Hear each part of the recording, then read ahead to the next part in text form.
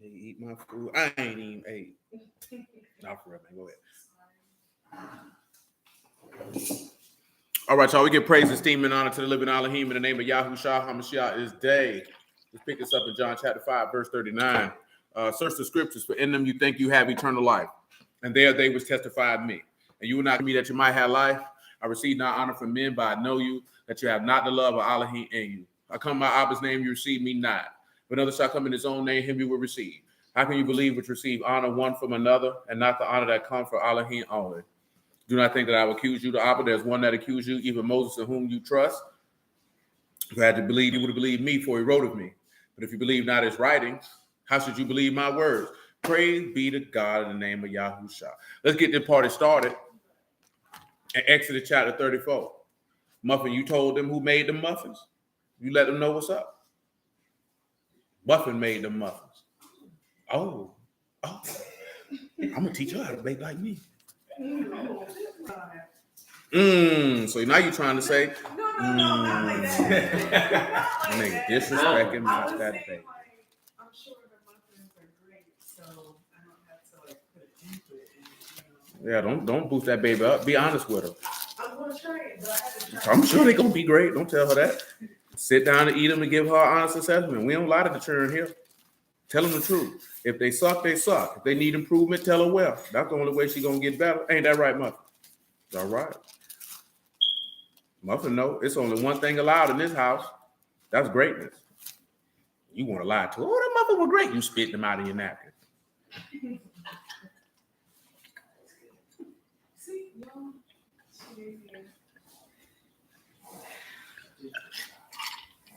Shalom, man. Exodus chapter 34. We'll pick this up at verse 27. And Yahuwah said unto Moses, write you these words, for after the tenor of these words I've made a covenant with you and with Yasharal. And he was there with Yahuwah 40 days and 40 nights. He did neither eat bread nor drink water. And he wrote upon the tables the words of the covenant, the 10 commandments. Let's go ahead and take a look at these 40 days and 40 night parallel. We talked about it when we just had the impromptu. Let's swing around here, man. Matthew 4, if you would. Go ahead and hit that like button. Don't be stingy with it. Let the algorithm get the real, because you know, out of a whole bunch of people on now, of course, we know we ain't gonna get no whole bunch of subscribers. That's just asinine. But y'all know that, man. Let me tell y'all something about YouTube. If you think YouTube is organic and real, you smoking rocks. It's an algorithm, and YouTube gonna push and promote who they want to push and promote. It's just like anything else. Who gonna bring the ad revenue and the dollars in? You can't be no fool and think. I just seen your man Darius complain about that, talking about Facebook. I mean, and shadow banning them. They want you to pay for ads. Shalom, brother Ellis. I'm like, why wouldn't they? Why do you expect to get on somebody else's platform and they just allow you to build a multi-million-dollar business for free? You know what I'm talking about? Like, what's wrong with black folk? They shadow banning me. They ain't shadow banning you. You ain't paying. So guess what? I'm not gonna push you over somebody who paying. That ain't even common sense. He paying, but I'm gonna push you to the top because you feel like I ought to let you do that. Come on, man.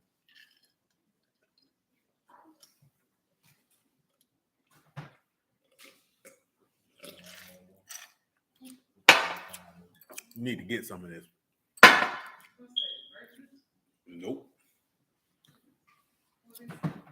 Berries. That's blue. Okay. You gonna play with it. You ain't gonna have none. Well, dang. Yeah, he definitely be tweaking. Shalom, brother Reynolds. Matthew 4:1.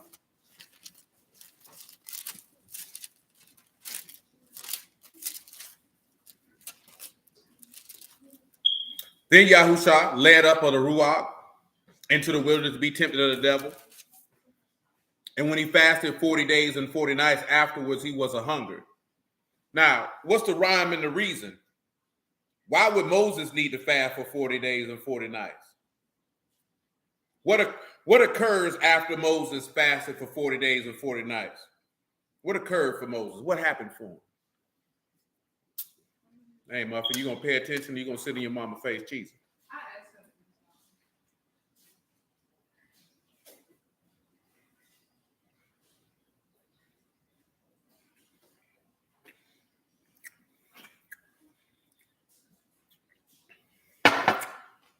Woo-woo.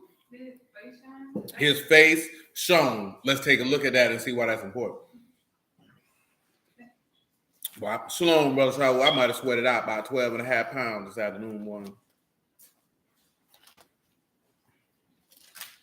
I ain't mad. I'm down about 248. I went to this chiropractor. You know what I'm talking about? That nigga get me right. I might be able to run again. I might be able to run again. Y'all niggas think I'm capping, boy. I cannot run. That junk is painful. You know what I'm talking about? You know how painful that is? Can you believe that? Be like, boy, it hurt to run. It didn't hurt to run for 6 years, boy. 29, Exodus 34. Amen, Brother Shaul. Amen. And it came to pass when Moses came down from Mount Sinai with the 2 tables of the testimony in his hands, when he came down from the mount, that Moses wist not that the skin of his face shone while he talked with it. And when Aaron and the sons of Yasharal saw Moses, behold, the skin of his face shone, and they were afraid to come near him. Moses called unto him, and Aaron and all the rulers in the congregation returned unto them, and Moses talked with them. Afterwards, all the sons of Yasharal came near, and he gave them in commandment all that Yahuwah had spoken with him in Mount Sinai, and Moses had done speaking with them, put a veil on his face. But when Moses went in before Yahuwah to speak with him, he took the veil off. And when he came out and spake unto the sons of Yasharal, which he was commanded, the sons of Yasharal saw the face of Moses, that the skin of Moses' face shone. Moses put the veil upon his face again until he went in to speak with him. So let's look at veil. Let's take a look at veil. See that's going to be a little smoky because of the leather. No, see, they don't talk to you about that, do you, my boy? Yeah, they don't talk to you about stuff like that, man. They don't want you to smell good, my boy. It's all right, I got you though. They ain't gonna look out for you, but I got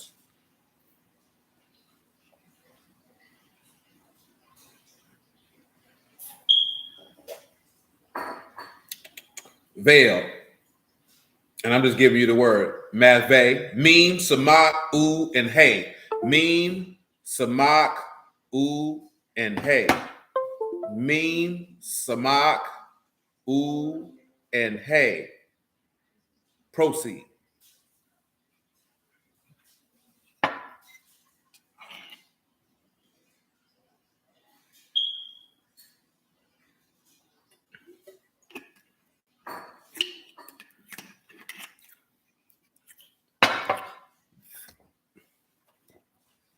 Meme, Samak, U, and Hey. If you're on Clubhouse and you want to speak your answer, just raise your hand. You can type it in the chat if you wish. On the stream, you already know what to do. And if not, I'll do it for you. Ooh. Ooh. On the other side, that nigga told me I got one leg that's weaker than the other. Yeah. When he said it, I knew exactly what he was talking about. Because when I squat, I drift to the right. No. Actually, my quads are tight because I'm quad dominant. My hamstring's not as strong as my quads, which is unfortunate. I see you, Civic, because I do work my hamstrings a lot. But I think I do more quad work. But then I try to even it out. Because I try to do opposites. Who knows? Okay, so Civic's got grab hold and be secure to the Ruach of Yahushua. That's what Civic has come up with. Would anyone else like to roll the dice and try their hand? Oh, you love corn too, huh? Mm-hmm. So you eating it like you do. Grab hold and join to the blood of Yahushua. That's what Darius has to offer. Both of them are allowed. That boy throwing up all on you, nigga. Now you really living a salty life. Let's take a look at something before. We're not looking at Matthew 17. We're not going to Matthew 17. Everybody like to go to Matthew 17. Matthew 17 ain't where we're going. We're going to go over here to 2 Corinthians chapter 3 first. Because see, that's lazy digging through the text. See, the Matthew 17, your faith was shining there. See that right there? Nah, we got to be a little smarter than that. Let me get his face shown on top of that. Let me get that for you. We know what face is, so we don't need to talk about that. That's Panim. But we want to talk about shown. And that's to shine, Quran, Kuf, Rosh, Noon. Come on with it and give me what you got. Kuf, Rosh, Noon. I'm going to have 2 Corinthians 3 set up and ready for you to go. But Quran, that's for shown. Kuf, Rosh, Noon. Man, that boy ain't gonna crawl. I put him on the floor so he can occupy himself. He ain't gotta bother me. He always crawling and stuff bothering me. I don't even want to talk to that boy. Kuf, Rosh, no. Your dad don't be paying him no attention. The sun, the light of the highest.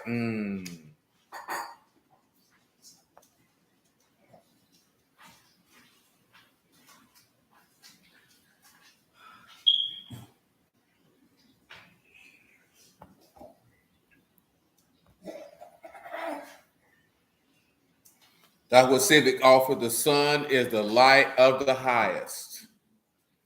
Anybody else before we move on with the move on?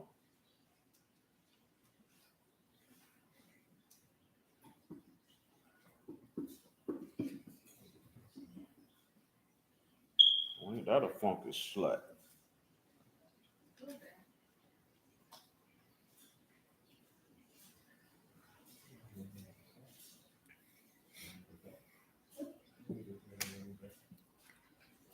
Going one, going twice. Civic got the light, that the sun is the light of the highest. Let's deal with that first. Let's just deal with some elements of that first. John chapter 1. The highest light is life. So basically, the Father's light is life, if you would. I want you to come over here to John 1:1.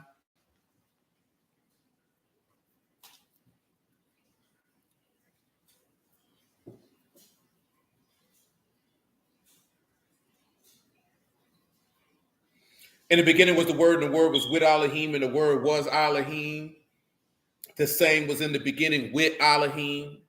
All things were made by him, and without him was not anything made that was made. In him was life, and the life was the light of men. So we can see that the sun is the light of the highest, or the sun is the life of the Father in and of itself. There is no life for any man outside of the Son of Elohim. If you do not have the Son of Elohim, you don't have life in you. That's irregardless of what any of these brews want to talk about. I seen these boys were going in today by some junk, man. I seen each had to tell a boy, you can go ahead and have that one. That boy, they wanted to get mad, talking about, should we be a light unto the nation? These niggas so dumb, you supposed to be a light to a crooked and perverse nation, irregardless of where they be. You know what I'm talking about? But see, these niggas don't want to do that because they don't live right anyway. You know what I'm talking about? Nigga just playing dress up, man. It ain't Halloween, boy. You know what I'm talking about? I thought you ain't celebrate that. These boys celebrate Halloween year round. You know what I'm talking about? They celebrate Halloween year round because they put on get-ups and they act like they righteous. Big Boop say the Lord is an unstoppable light. But can you stop this right here? Pow! Right in the kisser. You know where that's from? You don't know where that's from. You don't watch classic television.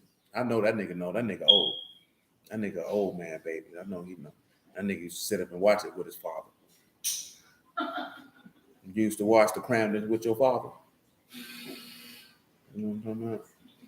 The Honeymooners. You know what? You only know the movie with Mike Epps and Cedric the Entertainer.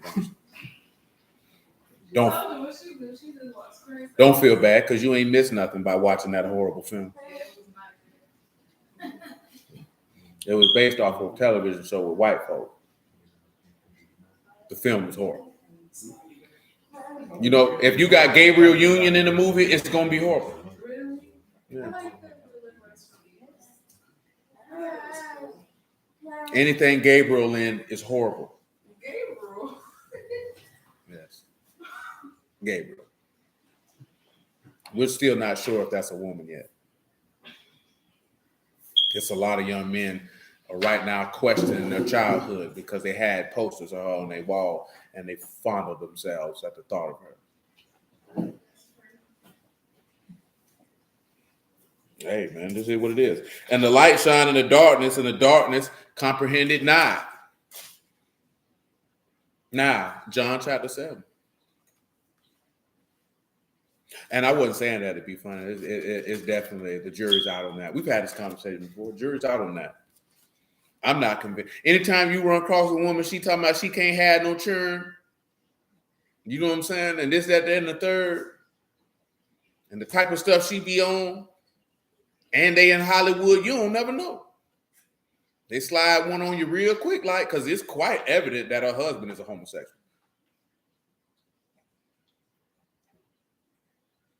Oh, she just called it. Yeah, it's quite evident that her husband is clearly a homosexual.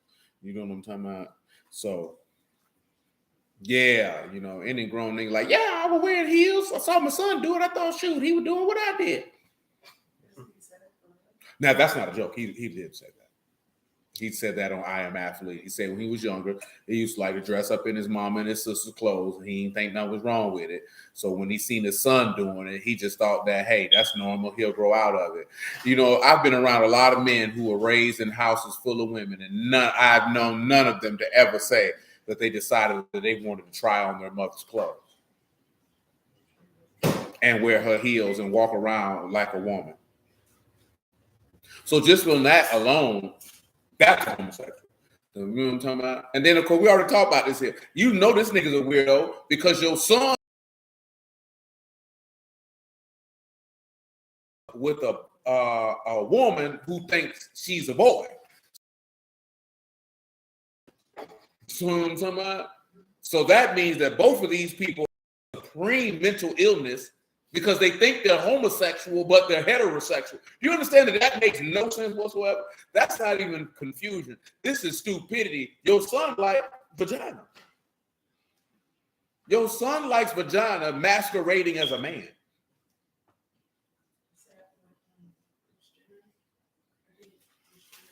Bruce Jenner, I don't know what he like to call himself, but we're going to call him Bruce. But see, Bruce might be messed up because he was married to one of them witches. So you can't be married to one of them witches and come out whole. Them witches messed that nigga up so bad that nigga said, I'm going to call myself Caitlyn and wear a dress and a wig. He ain't cut his wig off, though, so he ain't too crazy. Yeah, he still like women. It's just that them Kardashians, man, they'll sap your soul from you. You know how low your self-esteem got to be to want one of them? See, niggas think she doing Kanye dirty. See, Kanye drove himself crazy. But it wasn't because she a Kardashian. He drove himself crazy because he wanted that woman so badly, and she knew it. So that means you already in the position of weakness because that woman already know, I don't have to like you. You like me. That's why women say he should love you more than you love him because you want that nigga to be wrapped up on you. And if he wrapped up on you, it doesn't matter if you like him or not because he'll do whatever you want him to do. And dudes get caught up with that, and then they end up like him, talking about he want to beat up some white boy. You know what I'm saying? See, according to the story they told with that rapper in Atlanta, see, that's how he got killed. See, Kanye kill a nigga about that hoe. Man, let that hoe be a hoe, man. That's what they told him.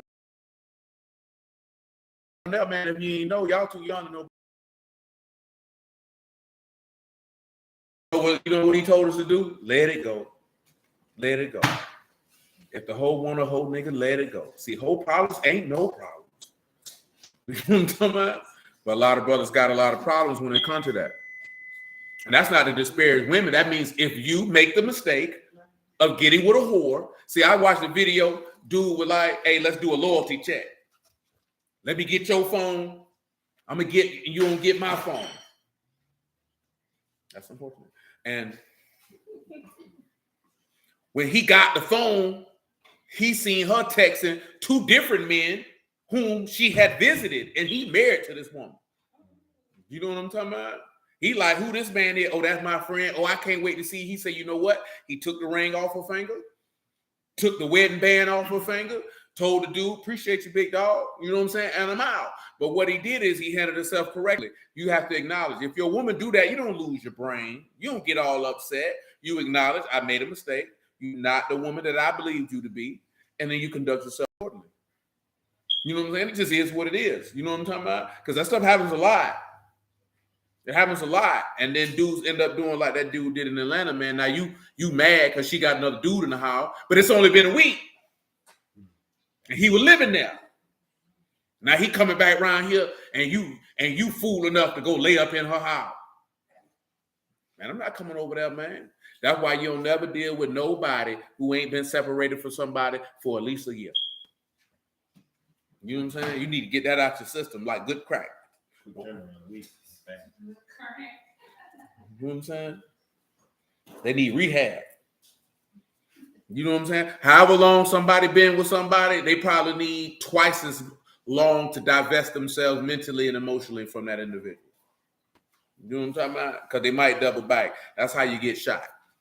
You know what I'm saying? As a woman, that's how you find out he was knocking his ex-girlfriend down because he still loved her. And you were foolish enough to overlook that. That's on you, baby. You got to wear that. You know what I'm talking about? But see, we don't like to hear stuff like that because it don't make you feel good inside. And it's John 11 that I need. I done told you about don't be nobody rebound. Love yourself. That's right. Tell him again, my boy. John 11:9. See, he know, and he just a baby. You ever did that before? Mess with somebody fresh out? Not fresh out of jail now. Yeah. Oh, you mess with somebody fresh out of jail?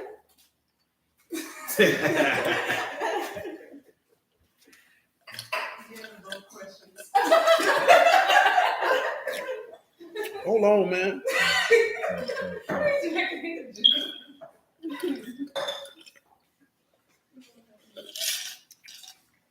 Did you know the dude before he went to jail? Yeah. Was you with him before he went to jail? No. If you had to do that one now, you got did like Puffy did that freak hole on her podcast. Is I'm fun?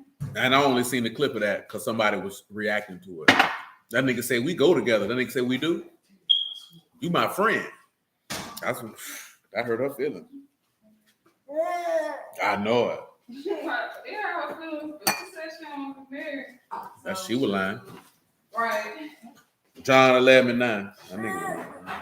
I didn't been in that there because see this the stuff that because somebody I know was like, why these women don't want to be wives, and I was like, baby, you just figuring out in 2022 these women don't want to be wives. These women feel like being a wife is shackling. And the lady said that in this black mother group, she said that's all she hear the women say, that the men got freedom, but these men go to work every day. And it's sad to me how I hear so many women talk about a man who go to work every day, that's freedom. That you look at your children as slavery and oppression while he go out and work, he free. Do you understand how dumb that sounds? You know what I'm saying? And I heard a woman say this before out her mouth. Oh, you get to be free. You get to go out and go to work. Nigga, what? How do you call working 12 to 13 hours manual labor at that freedom? That just goes to show me that that's why you have to make sure you vet who you marry, because a lot of these women don't want to be mothers and they don't want to be wives because they look at dealing with children as a burden. It's a brother I know, man, on my page, man. He been going off about that all week, and I can't say I blame him because I done told y'all women about that. All that complaining about you don't want to be pregnant and avoiding being pregnant, that's a disrespect and abomination before God. That's a blessing before God, especially if you serve him for him to give you children. But all you hear is niggas complain about children and complain about having children. That means that don't even sound right. We live in a society that don't even promote people to have children. That don't even promote people to be married. That don't even promote families. That's done completely against your will. You know what I'm saying? It's completely against Yahuwah. We ain't saying somebody got to have 14, 15 children, but I ain't never seen so many women in my life complain about getting pregnant. You know what I'm talking about? Well, what the hell was you going to? So if you didn't want to be a wife and a mother, that don't tell me but one or two things. You either want to go to work and slave for the rest of your life, or you want to be a slut. You know what I'm talking about? Because there's no in between. Like, what is it you're going to be out here doing? You know what I'm talking about? That's why they happy. That's why they happy with Lori Harvey, because she is the epitome of slut. You know what I'm saying? Oh, you just dating around in your youth. Don't let no man shackle you down in your 20s. And men getting upset. Don't be upset. That's not a wife. You move on. But you know why men upset? Because see, men like to talk about women picking wrong, but see, a lot of men are stupid too. Because see, they want the most beautiful woman they can find who ain't a wife. And then they feel like they can change her into a wife. And then when they find out they can't, then they want to get on the internet and cry. You a dummy. You know what I'm talking about? You a dummy. See, don't try to get that 9. Get that 6 or 7 who like you, who gonna do the job. See, they want the beautiful chick with the big old booty and the big old titties and this, that, there, and the third, but she's a scallywag. She don't clean. She can't cook. You know what I'm talking about? All you want her for is intimacy. You know how lame and stupid of a man you got to be to pick a woman strictly off of physical gratification? You're dumb. That's right. He know. He said. See, my boy know. He know. Yeah, that just don't make no sense. And you know what ends up happening? Because you want this old Instagram type chick, the chick who actually is not, and she's not unattractive, but she ain't attractive as the chicks you lusting after. She can be a wife to you and do what a wife supposed to do, but you don't want her. You know what I'm talking about? That's what dudes get caught up at. I think I can get a badder chick. Boy, you can't get no bad chicks now. You know what I'm saying? Like, I'm telling you, man, it ain't no joke. 11 and 9, Yahushua answered, are there not 12 hours in a day? If any man walk in the day, he stumble not, because he see the light of this world. But if any man walk in the night, he stumble, because there is no light in him. He say he hear it every other day, huh, Sylvia? Oh, man. Niggas be in the Lord complaining about having babies. How that work? I'm glad I ain't pregnant. So that means you glad to, so that means you, when I just want y'all to understand this from the text.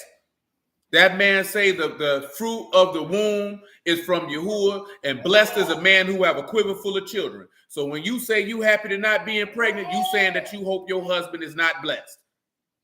That's what you're saying. Matter of fact, let me go and get it for you. You can see it for yourself. Psalm 128. So you know I ain't making it up. Don't you know you're gonna have to give account for what you say? You don't think if you done said that out loud, the Lord ain't gonna ask you about that?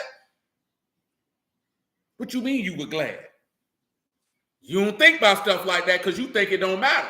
But that man said every idle word you say out your mouth, you're going to give account for. You know what I'm saying? So you know what that means? Watch what you say. And that's why he says some of you have thought evil, and what he told you to do? Put your hand over your mouth. Keep your mouth closed.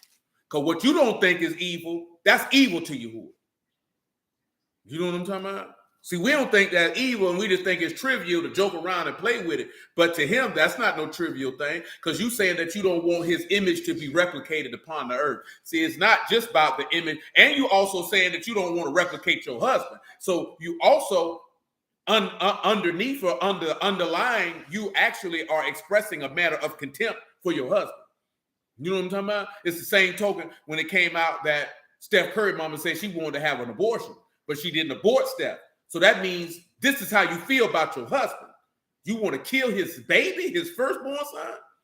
So when you say, I'm glad I don't want to have no baby, that means you say, I don't want my husband to be replicated in the earth. That's how you saying you feel about him. Now, I know some of you saying, that ain't what I mean. I just be thinking about this here. It don't matter what you mean, because this is what the Lord hear. And you can't tell him how he going to take that, because this man say, he started with Adam. He say, be fruitful and multiply. That's who that commandment go to. A lot of brews like to mention that he say be fruitful and multiply. That was not an instruction for everyone. That was an instruction for, because you don't read be fruitful and multiply nowhere else in the text. You know what I'm talking about? You just read that with Adam. That's an instruction he gave to Adam. You know what I'm talking about? Now, what he told us is when we went into captivity, have kids, live your life, because you're going to be here for a little bit. I think it's Psalm 128 you want. You know what I'm talking about? Don't feel bad about having no children, man. Psalms 128 and 1. That ain't the exact the other verse but I find it in a second. But this one is like this is something that we're gonna look at this here because this is a blessing. See, now we sit back and pause and just because who we know, because Lil Muffin and Lee, they didn't have a lot of children. Shayla didn't have a lot of children. You know what I'm talking about? The look, that's look that is the Lord has blessed that woman to bring forth fruit of the vine for her husband. Because when you do that, that's for your husband. It ain't got nothing to do with you. That's for your husband. You know what I'm talking about? Psalms 128 and 1. Baruch is everyone that fear Yahuwah, that walk in his ways. For you shall eat the labor of your hands. Happy you and well with you. Your wife as a fruitful vine by the sides of your house. Your sons like olive plants round about your table. So look at this here, right? He said, for every man who fear Yahuwah, he'll be blessed. And because he'll bless you, you'll eat the labor of your hands. So whatever you work for, you'll get to eat of it. Things will go well with you. And your wife will be a fruitful vine on both sides of your house. I mean, she's going to give you a lot of children. Do you know what I'm talking about? A lot of fruit of the vine going to come out your wife. See, that's a beautiful thing. Behold, that thus shall the man be Baruch that fear Yahuwah. So look at what he says. Children are a blessing to a man who fears Yahuwah. How is that important? Because we're talking about the Lord, because we got to make it go where it go. Well, when you look at Yahushua, we know that he feared Yahuwah. He walked in his ways. He walked in his father's ways. He had reverence for his father. So therefore, he ate the labor of his hands. What was the labor of his hands? When he gave them his body and when he gave them his blood and then he resurrected from the dead, he ate life because that's what he gave to his apostles. He ate the labor of his hands. So then when we come into that, what do we have now? It will be well with him. Let's look at it being well with him. Let me get over here to Psalms 128. And I'm just showing you this in the aspect because he did this to the Lord also. So you know what I'm talking about?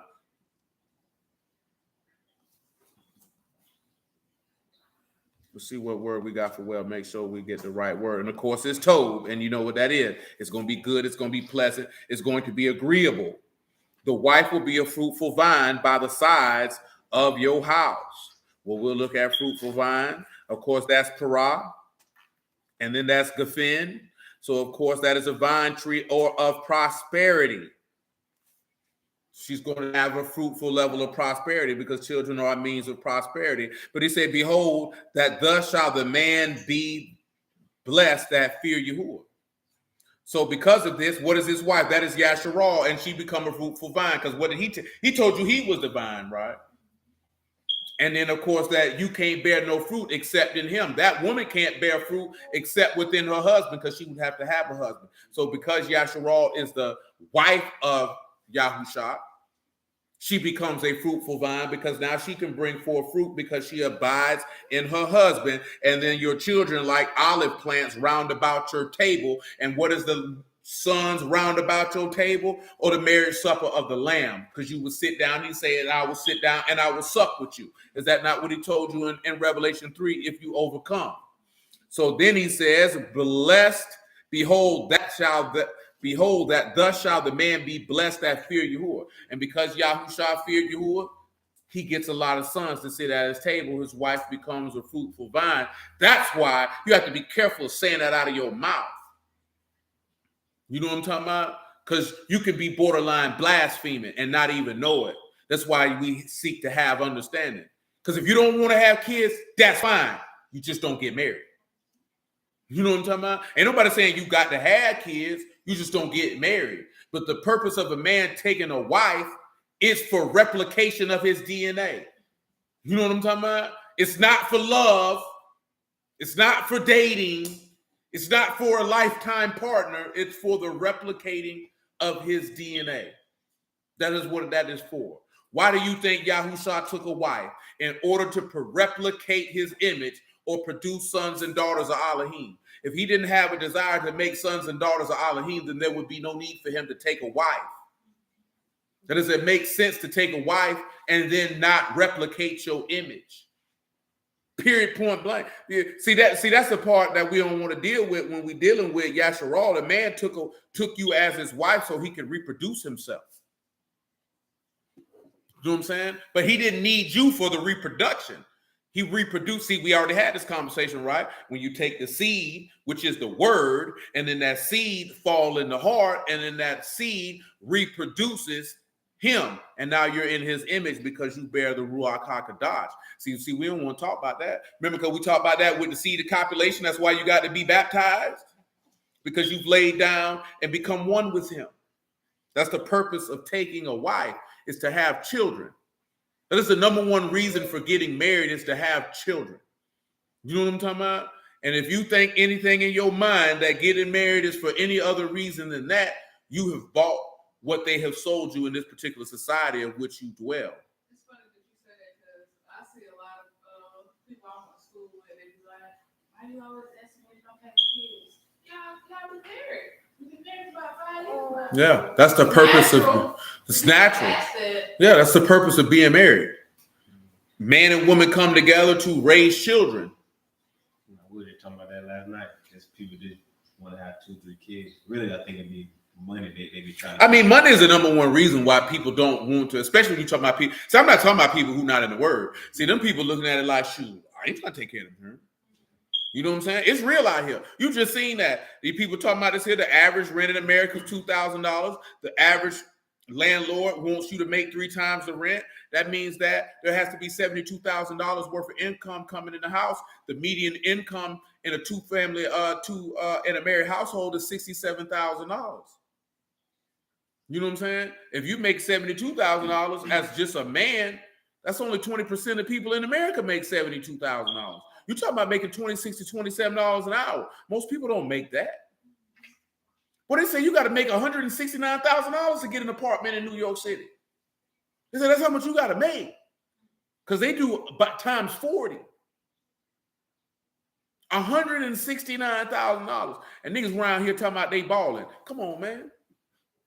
You listen and believe these niggas if you want to. These niggas lying. You know what I'm talking about? No, these ain't no 3 generations niggas sitting in the house. These niggas just out here lying, period. In all 50 states. Just in New York, though. They don't leave the home like most of the grandma. Because they can't. Right. So they're not living in those apartments that require $100,000, because they're not letting go of the apartment that they were raised in. Because they can't. Right. Man, them niggas still be living in the projects. Nigga 32 years old, still living in the same unit he lived in, talking about he hanging out in front of his building. You ain't left here yet. He can't. That's why they keep coming down south. And that's why your rent getting high. Because they coming down here looking at it like, nigga, this is love. Because they keep coming down here. You know what I'm saying? And they like this here. They've been coming down here, but see, they running from New York. They running from see, Texas is encountering the same thing, because they running from California. They don't want to be there no more. And it makes the cost of living in the South go up, because we ain't never had these problems. Yeah, that's how that goes. Let me read verse 5 though. Yahuwah shall baruch you out of Zion. You shall see the good of Jerusalem all the days of your life. Yea, you shall see your sons. Peace be upon Yasharal. I missed the verse. Where that's at? Let me find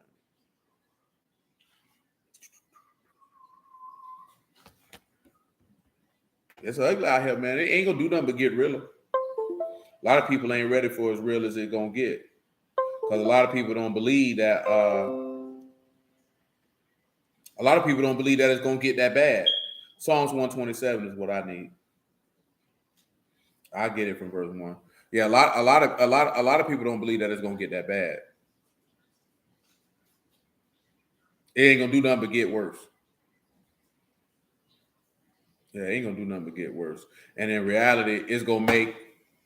That's why dudes be on the internet saying you need to. Why these women don't want to work. This, that, there, and the third. And I'm like, bro, women don't never want to work, bro. Like, I don't even know why niggas.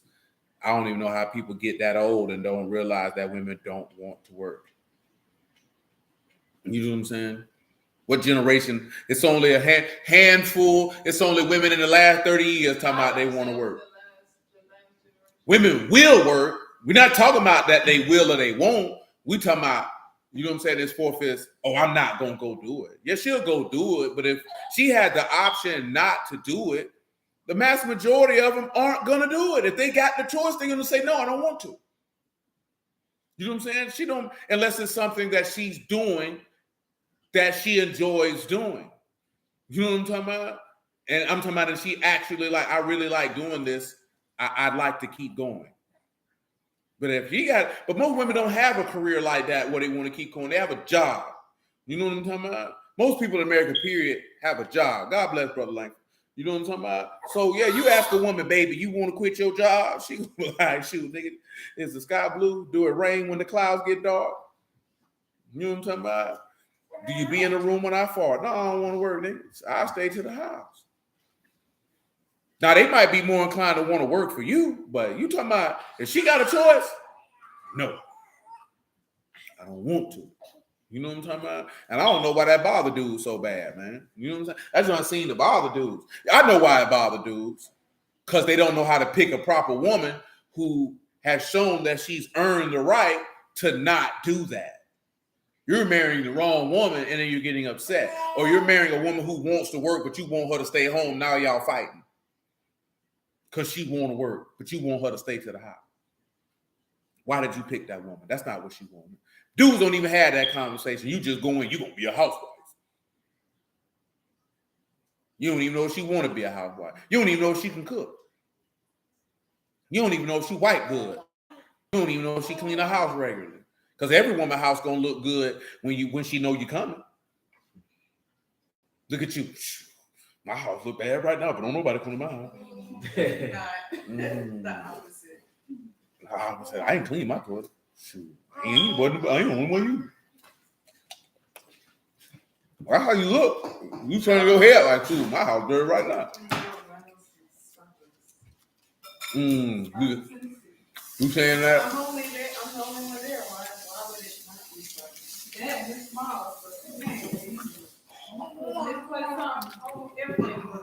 Everything, my So on to 121. Except Yahuwah build the house, and they labor in vain who build it. So you know that go back to what we discussed on Wednesday when they try to make their own God. Let's take a look at this here, right? We didn't talk about that, right? Hebrews 8.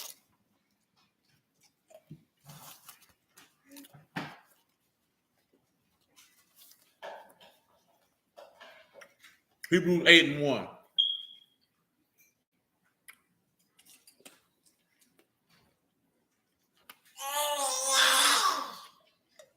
What you guys do, boy? Excited. That boy got doo.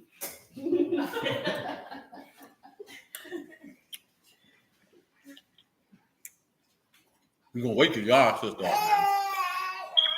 See a light sister. She don't care about. Hebrews 8 and 1. Now the things which we have spoken, the sum. We have a high priest who is set on the right hand of the throne of majesty in Shamahim, a minister of the sanctuary and of the true tabernacle which the Lord pitched and not man. Now it said that those who accept Yahuwah be the builder, they labor in vain. What could you pinpoint in the law in regards to this? See, something came to my mind. It's real specific. Oh, look at that boy there, Sean, boy. You got that from the sun, didn't you? To help you out. All right. Come on, Genesis 11.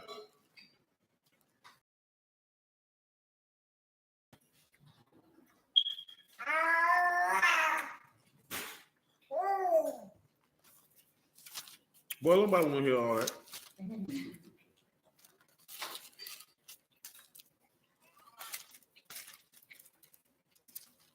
Genesis 11 and 1.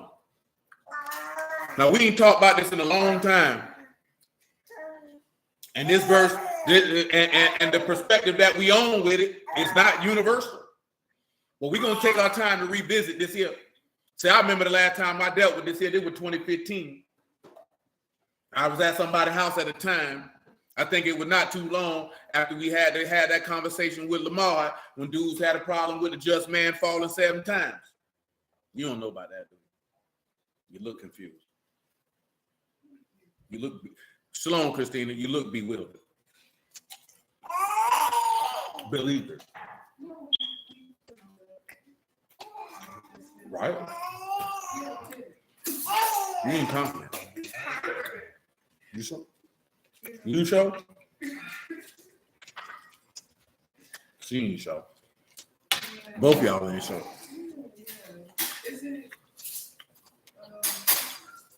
What it mean then? What about my life? Like I got a baby? Yeah. Help out, man. See what I know. What's it liar? I don't know. Oh, none of y'all know, huh? Yeah. Who better know? Well, she got to get out. A proud look, a lying tongue. Proud look, lying tongue. Quick running the evil. Quick running the mischief. Blood. Innocent blood. No Judas, that's all. Discord among brethren. Y'all forgot? You ain't tight on your game? Wicked imagination. Wicked imaginations. A lying tongue.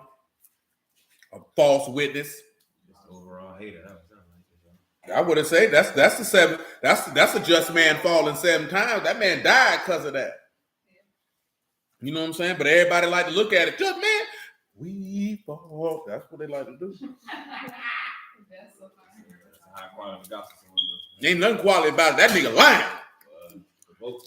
You singing "We Fall Down, but we get up." You blaspheming because you singing without understanding. Because that ain't no understanding. That ain't no understanding. Genesis 11:1.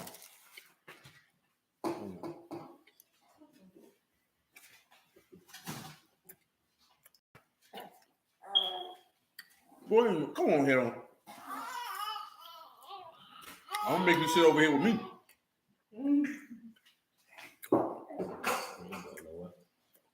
You a nerd. You see? That's my baby. My baby.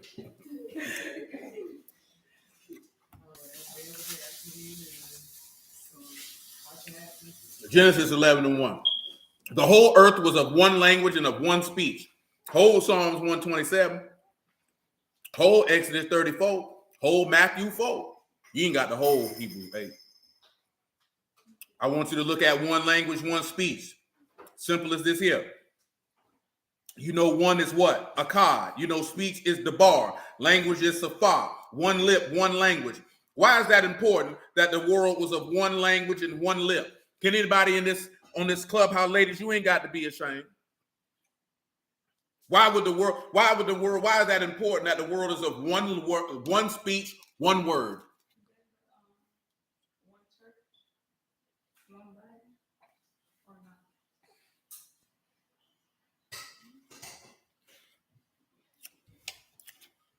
Come on, Drew. Everybody was on the same mind. They all had the Same mind, same thoughts. Right. Be on the same accord, because that's what a card is. To be one. Bear with me. I'm finna run it down. Yeah, we at the Kiowa Bible, my G. Let me do this here, right? What it is. Zephaniah. Come on around here to it, man. Zephaniah 3, I believe. From Zephaniah 3 to Ezekiel 48.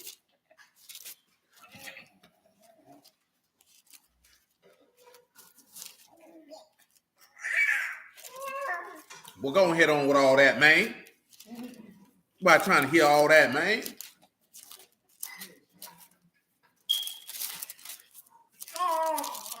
Zephaniah chapter 3, right?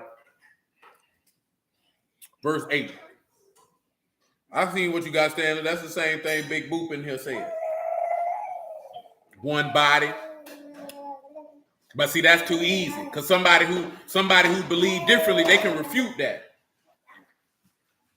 I ain't saying that you're wrong. I'm talking about I need you to come in and I need you to deal with it how you need to deal with it. Now, of course, we're going to deal with something because who built the Tower of Babel? The people did. See, Yahuwah wasn't the builder of that tower. That's why they did it for nothing. See what I'm talking about? But we're going to show you why they did it for nothing, because this was the house that man built and not the Lord. Because the Lord got to be the one to build this one here, which is going to go back to see why his face was shining. You understand? Because we ain't dealing with the face not shining. We still dealing with that, whether you realize it or not. They got a heck of a system for changing this nigga bottom. The first time I did this. Danger! So I'm telling you, we got a whole changing table. Cause boy, that's how you get peed on. What you doing? I'm telling you, dangerous, boy. That's how you get peed on. That's how I know you ain't changed too many dollars. First time. Ain't no first time for me, boy. I'm you understand me? Quick with mine. Pee on me, boy. I'm putting him out. She pee on me. I'm putting myself out.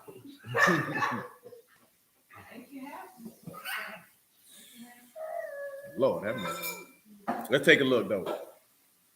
Zephaniah 3 and 8. Therefore wait you upon me, saith Yahuwah, until the day that I rise up to the prey for my determination to gather the nations, that I may assemble the kingdoms, to pour them upon them my indignation, all my fierce anger, for all the earth shall be devoured with the fire of my jealousy. Now let me tell you something. He didn't gather them people up at the Tower of Babel to destroy them. The people gathered themselves together. See, a lot of people say that they were being evil. They were being this here. Not one time did Yahuwah say them people was evil. Not one time did he say that. Y'all gonna see that for yourself. But not one time did he call them people evil. He said they were trying to do something. There was an explicit reason why he said he had to stop them. Let's continue though. For I will turn the people to a pure language, that they all may call upon the name of Yahuwah to serve him with what? One consent. Now let's take a look at pure language and one consent, because what did you see in Genesis 11? That all the people had one language and one speech. That means they could have called upon Yahuwah with one consent. Okay. See, I ain't just going to call them people evil because that's what everybody else say. See, we done dealt with this before. It's been a long time. I don't know if the video's headed after that. It's been 7 years. This ain't nothing new. We just ain't talked about it in a while. I didn't want y'all to know that. I don't want y'all to think we just coming up with something off the cuff, because we not. I want you to see pure language. That's what people argue about, that you got to speak Hebrew. Now, of course, pure is what? Bara. This is a purified, a polished, a chosen. This has been cleansed, to test, approve. So it's going to be a proven lip, a proven language. You understand? And that they all may serve Yahuwah with one consent. Of course, it's a cod, and consent is shekem.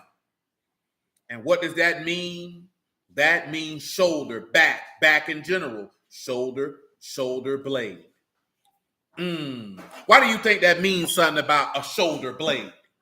And you have Shechem, Shan, Kaf, and Meen. Why would that be important with a shoulder blade? Can anybody tell me why you think that would be important with a shoulder blade? Well, you know about a sacrifice with a shoulder blade? Because you got to sacrifice with a shoulder blade. But you sure like to put your library lady face on. Them kids ain't brought them books back. You definitely look like you could work in a library. Glasses. It's the whole ensemble. The calf that you got to offer up, and you got to offer that shoulder. And you know what sometimes you had to do with that shoulder? You had to wave that shoulder. You forgot about you had to get that shoulder blade and wave it. Y'all done forgot. The only wave offering we always remember is the wave offering of them fruits. But you had a shoulder offering that you had to offer. You remember that? That nigga shaking his head. He don't remember. Remember little sheep. We ain't talking about the sheep because you thinking about first fruits. You had other wave offerings, sir. Let me go ahead and show you so y'all don't think I'm making this up. Because I know some people be like, nigga, making that up. That's how she looking right now. She think I don't see her. Come over here to Exodus 29. Exodus 29. I didn't want you to know. I ain't make this up now. 29 and 23. I don't never want you to think I don't make nothing up. I'm a student of the game. I've been doing this a long time. I've been doing this more than you. Ain't that what that nigga told him? How, Sway? How? I've been doing this more than you. That's what I need to start telling them. I'm going to break it. Exodus 29 and 23. You can make it 22. Also, you shall take of the ram, the fat and the rump, the fat that cover the inwards, and the caul, the liver, the 2 kidneys, the fat upon them, the right shoulder, for it is a ram of consecration. You see what you got to take? Of that right shoulder. And 1 loaf of bread, 1 cake of oil bread, 1 wafer out of the basket of unleavened bread, that is before Yahuwah. And you shall put all in the hands of Aaron and the hands of his sons, and they shall wave them for a wave offering before Yahuwah. And you shall receive them of their hands and burn upon the altar for a burnt offering for a sweet savor before Yahuwah. It is an offering made by fire unto Yahuwah. And you shall take the breast of the ram of Aaron's consecration and wave it for a wave offering before Yahuwah, and it shall be your part. And you shall sanctify the breast of the wave offering and the shoulder of the heave offering, which is waved, which is heaved up, of the ram of consecration, even that which is for Aaron and that which is for his sons. And it shall be for Aaron and his sons for a statute forever. For the sons of Yasharal, for it is a heave offering, and it shall be a heave offering for the sons of Yasharal of the sacrifice of their what? Peace offerings. Even their heave offering unto Yahuwah. What is a peace offering but a friendship of alliance? And you got to take that shoulder and wave it. So there's a reason why you see shoulder or shoulder blade. You know what I'm talking about? Because you're going to sit back and see when he say to serve them with 1 consent, they're going to serve them with 1 sacrifice of a heave offering or a peace offering, or of a friendship alliance, or 1 covenant, if you would, which where your Ephesians 4 and 5 would come into play. All I'm trying to do is have you to go further. See, this is what he means. Now, of course, Yahuwah will do this for you. I don't have to do this for you. You don't have to study. He'll give you a mouth that your adversaries can't gainsay or resist. You know what I'm talking about? But I want to make sure that you got some understanding. Because Darius asked me a question earlier, which is very difficult to answer. He said, how would you talk to an atheist? Because he told me he was on Clubhouse. One thing I know about white Christians like to talk to atheists. They like to either try to prove God right, or they like to try to convert atheists. When you're dealing with an atheist, you can't really know what you can say or what you would use until you're in conversation with them. You know what I'm talking about? Because every atheist is different. It's not necessarily a cookie cutter conversation, because you never know how the conversation is going to go. To be quite honest with you. It's a weird deal, but it is what it is. Let's take a look. Let's go back to Zephaniah. Oh, we don't need Zephaniah 3. We good with that. Let's return to Genesis 11. So when you see that 1 language, 1 speech, it's 1 command, 1 word, which of course you know, you got 1 gospel, which was already referenced, 1 faith, 1 body. Let's look at verse 2. It came to pass. Oh, I didn't read Ezekiel 48. My bad. Come to Ezekiel 48 and 35. I'm going to crank it up a notch a little bit. Hey, little boy. Hey, little boy. Hey, little boy. Hey, little boy. What you over there talking about? Your daddy look like he done gave you a mohawk. You say, but I how I grow. I'm just a boy. A young boy. 48 and 35. And it was round about 18,000 in the name of the city from that day, Yahuwah. It don't see the Yahuwah there, or Yahuwah is there. You know, they put the is in there. Yahuwah is there. Well, if Yahuwah is going to be there, it's going to be 1 language and 1 speech. Ain't going to be no multitude of tongues. That's not going to happen. We don't got no need for that. And you know why that's the case? because everybody who would be there would have the Ruach HaKodesh, so there would be no need for a multitude of languages because they would all be on one accord. Now let's continue. Genesis 11:2.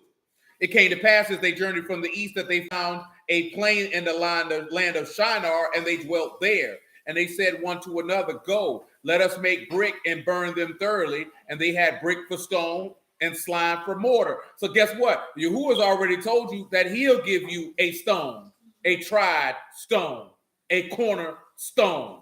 See, they try to take their own bricks. Don't need your bricks. Because remember, except Yahuwah build the house, you build in vain.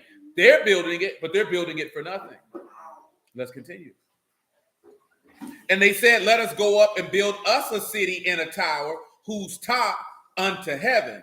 Let us make a name, lest we be scattered abroad upon the face of the earth. Now let's take a look at all of those things. They said, let us build, of course, you know that's Banah, a city, which of course, now you have a city or town, a place of waking, guarding a city or town. That's that's Ayin, Yod and Rosh we have there. So they want to be able to see the right hand of the highest. See, this is going to play into what you see with Moses and also with his face shining and him making the 2 tables of stone again and Mashiach in regards to the fasting for 40 days and 40 nights. Because see, this pertained to that also. They wanted to do something before the time. It wasn't time for you to do this. Because look at it. They didn't say that they said, let us make us a name lest they be scattered. Now, why would they be concerned with being scattered? Well, let's look at scattered abroad. What is that? That's Poots, Pei, U, and Sod. So they wanted to be secure to the words of the way, and they didn't want to be spread or scattered or dashed into pieces. That is the definition of the word. And they said to let us make a name. Of course, you know that is Shem. So they had a desire to make themselves a name. They wanted to do, work, or fashion, or accomplish, or produce a name. Verse 5, Yahuwah came down to see the city and the tower, which the sons of Adam builded. Yahuwah said, behold, the people is one. They all have one language, and this they began to do. Now nothing will be restrained from them. Now let's look at what is he seeing when he say will be restrained. Guess what that is? That is basar. That is to gather, to restrain, to fence, to fortify, but it also can mean secrets, mysteries, and inaccessible things. And you know that's Bat, Sod, and Rosh. Now think about that in that regard. He said nothing will be, the mysteries would not be restrained from them. They will be accessible. In there, like with Acts, like when they got the Ruach. Indeed, and that's what we did. We're just doing this differently than what we did 7 years ago, but that's what the Tower of Babel points to. It points to Pentecost, because on that day, everybody was of one accord, and they were on one language, and the secrets were accessible to them, and now they could be able to get a name, and that name was Yahushua HaMashiach. You know what I'm talking about? See, they were trying to do what was done on Pentecost before the time, which is what we're looking at, why Moses had to put the veil on his face, because he wasn't the one. Which is why Satan came and tempted. Both of them were tempted, right? And that's what Moses tempted a little different. Because the people looking at him like, oh, we can't talk to him. Because they think he's God. Because remember, Yahushua said he the light of the world, but they seeing him as the light. But then, of course, this is where Satan come in and say, turn these stones into bread. Do it before the time. See, some things can be done before the time. See, that's what a lot of people get messed up at. He could have did it, but it would have been before the time. It wouldn't have been the will of God. Just because you do something don't mean it's the will of God.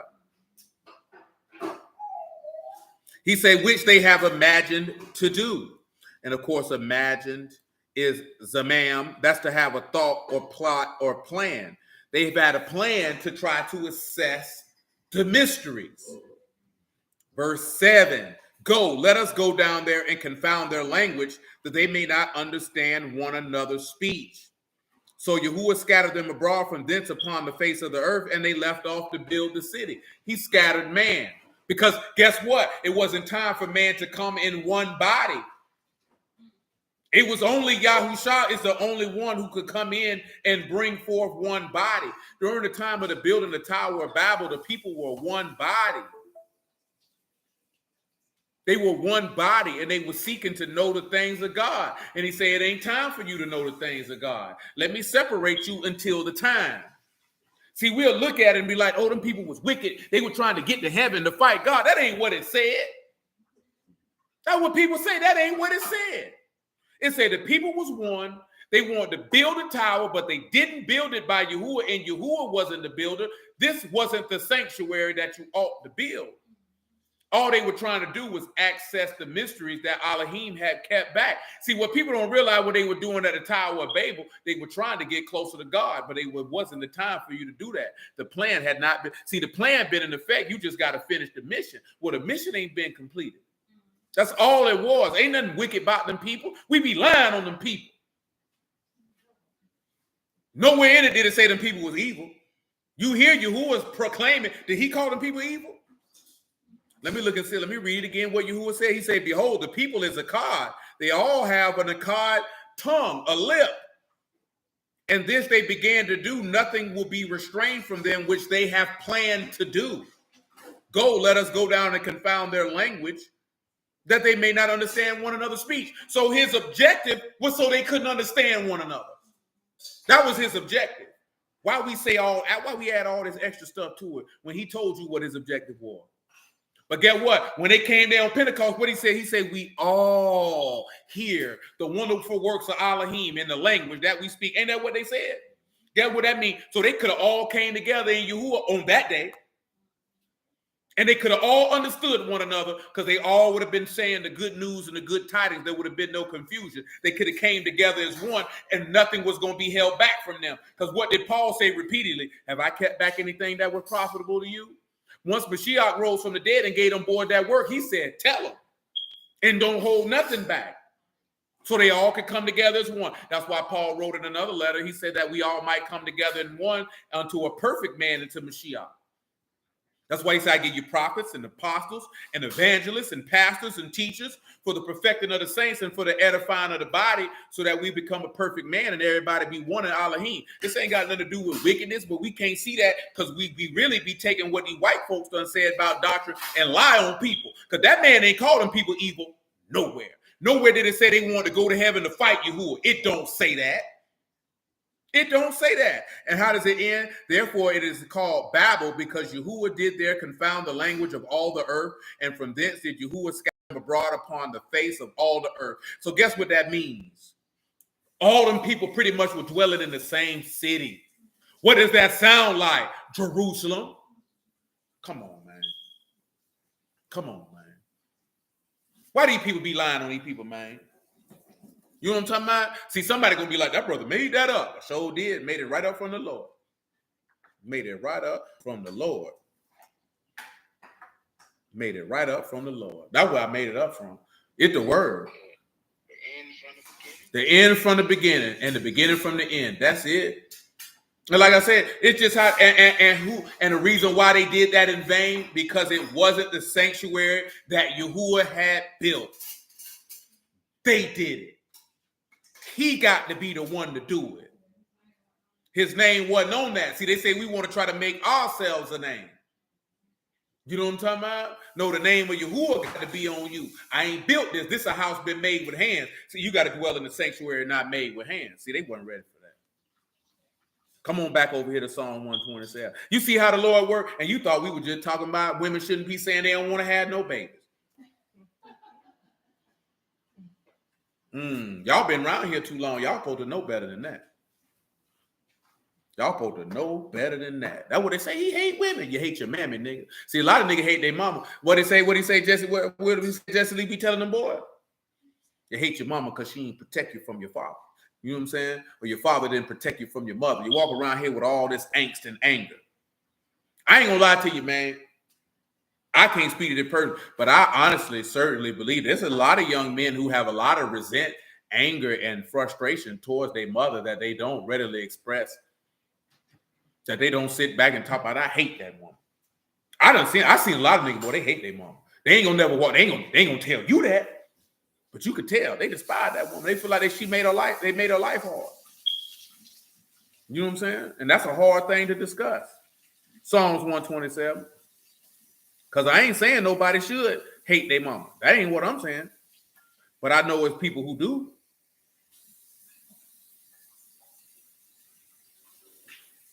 I know it's people who do. That I do know.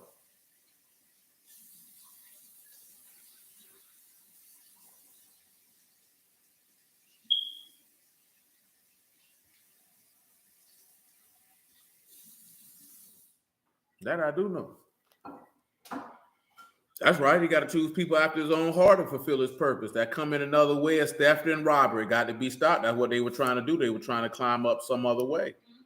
He couldn't let them do it. Couldn't let him do it. Thank the Lord. Where we going?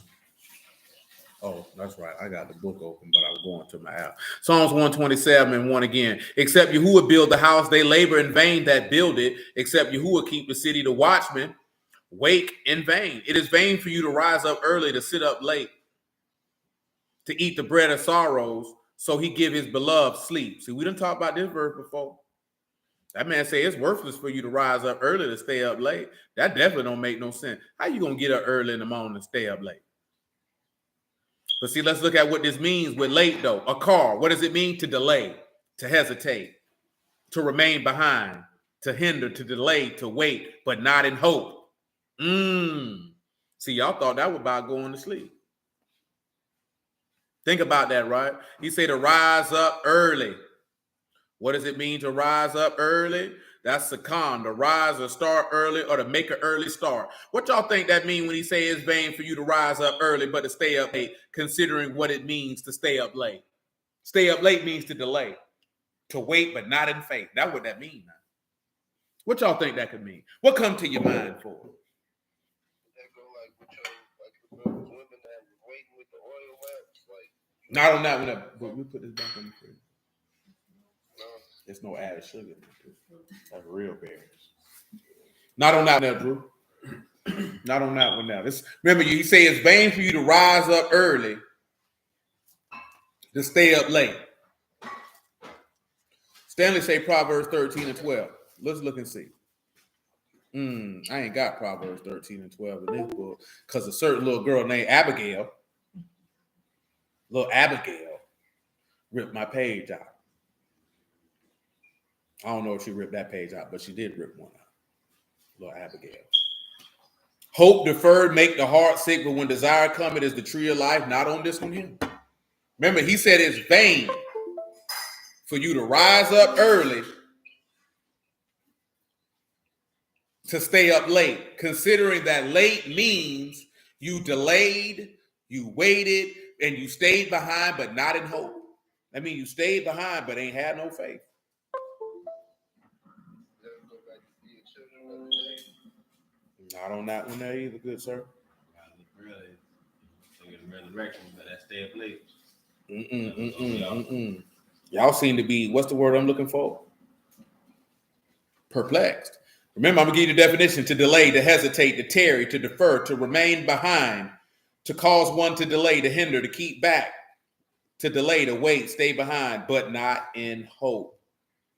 To hinder, to be late, to be slack, to tarry longer, to procrastinate. See, I know they mentioned the foolish virgins, but we can't say that they procrastinated. You could say that because, they ran and went and say, let me get some, but they ain't never had none to begin with. But what do you have about procrastinating or staying up late? What did that mean? It does have a matter of unbelief in it, but what does it mean? You heard the word, and then you heard the word, and you turned from it. It's like a dog going back to his vomit. Because, see, you stayed behind. See, Lot's wife, you forgot about that? Lot's wife. She rose up early, stayed behind. What he said happened to her when she stayed behind? Pillar of salt. So what is that verse really telling you? Well, it's better for you to never even heard the word than to hear it and turn your back on it. Let's take a look at that in 2 Peter chapter 2. And I guess we can get Luke 19. Does that make sense? Y'all understand that? Yeah, with the I mean, y'all saying that I don't know what that's saying. Y'all got to just shoot, just let it run, just let it flow. Let me see what about the Psalms 31 where it says she rises up as it is also at night and giveth meat to her household and portion to her. Oh no, because that's talking about no, this here's somebody who, remember, y'all looking at late and y'all take it. That's why I kept reading y'all the definition. The late is literally somebody who's hesitating, who's not waiting behind and hope. They started with the word, but now they're not continuing. Right, and I'm asking, like, would that be the opposite, like them doing the work? Actually doing the work actually after you heard the word. Oh yeah, I mean, but you wouldn't want to use Proverbs 31 for that though. Okay. That's right. There you go, Nisha. Nisha said basically you delayed in taking up your state. But that's what that's dealing with. You rose up early. You started, but you didn't finish. Remember what he said in Luke 14? They're going to mock you when they say you began to build, but this man didn't finish. Yeah, but it's more so you done picked up your word, but you ain't willing to run. You ain't trying to get nothing done. 2 Peter chapter 2. You can pick it up at verse 18. For when they speak great swelling of vanity, they allure through the lust of the flesh, wantonness, those that were clean escape for them that live in error. Now, some of y'all know this here because some people rose up early with you, but they stayed up late. They stayed behind. Remember what we talked about when they said if they was of us, then they would have not went out from us. You know what I'm saying? Or those were those people in John 6 and 65 that stopped walking with him. You know what I'm talking about? They rose up early, but they stayed up late. So it was vain for them to rise up early, to stay up late. It was vain for you to even pick the word up if you knew you wasn't going to stay behind and hope. You should even have done it. He said, while they promised them liberty, they themselves are the servants of corruption, for whom a man has overcome, the same is brought into bondage. For if after they have escaped the pollutions of the world through the knowledge of our Lord and Savior, Yahushua HaMashiach, and they are again entangled therein and overcome, the latter end is worse with them than the beginning. For it had been better for them to have not known the way of righteousness than after they have known to turn from the Kadash instruction delivered unto them. But it has happened unto them according to the true proverb, the dog is turned to his own vomit again, and the soul that was washed to her wallowing in the mire. So they rose up early just to stay up late. That's what that means. Now, see what Sean was referring to with Proverbs 31, it says she rise up early to get meat unto her household. That more so a Yahushua resurrected from the dead. Because remember what it said, did our heart not burn within us when he broke bread with us in the way? So that's a different conversation. Because this Psalms 127, to a degree there, this Psalms 127 is talking about people who you started, but you delayed, you hesitated. Most people hesitate, like I say, because they don't believe. You know what I'm saying? They don't trust this man. Like I say, most people, unfortunately, in this particular society, what are people? They have been let down by a man, usually their father.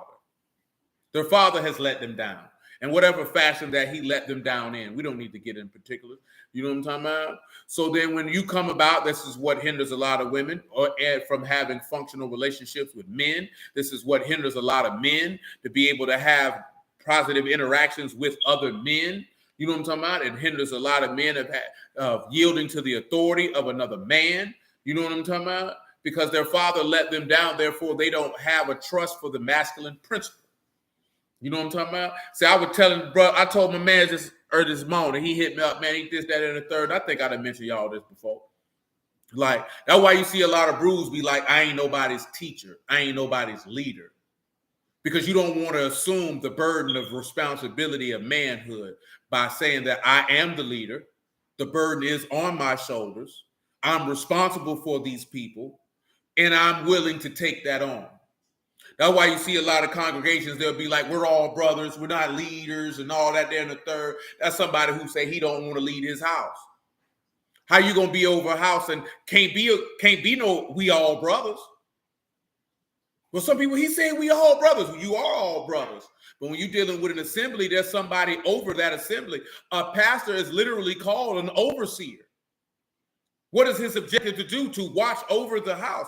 He literally says through the qualifications of a pastor that if he don't know how to rule his own house, how can he rule the house of God? I mean, he got to have dominion over that.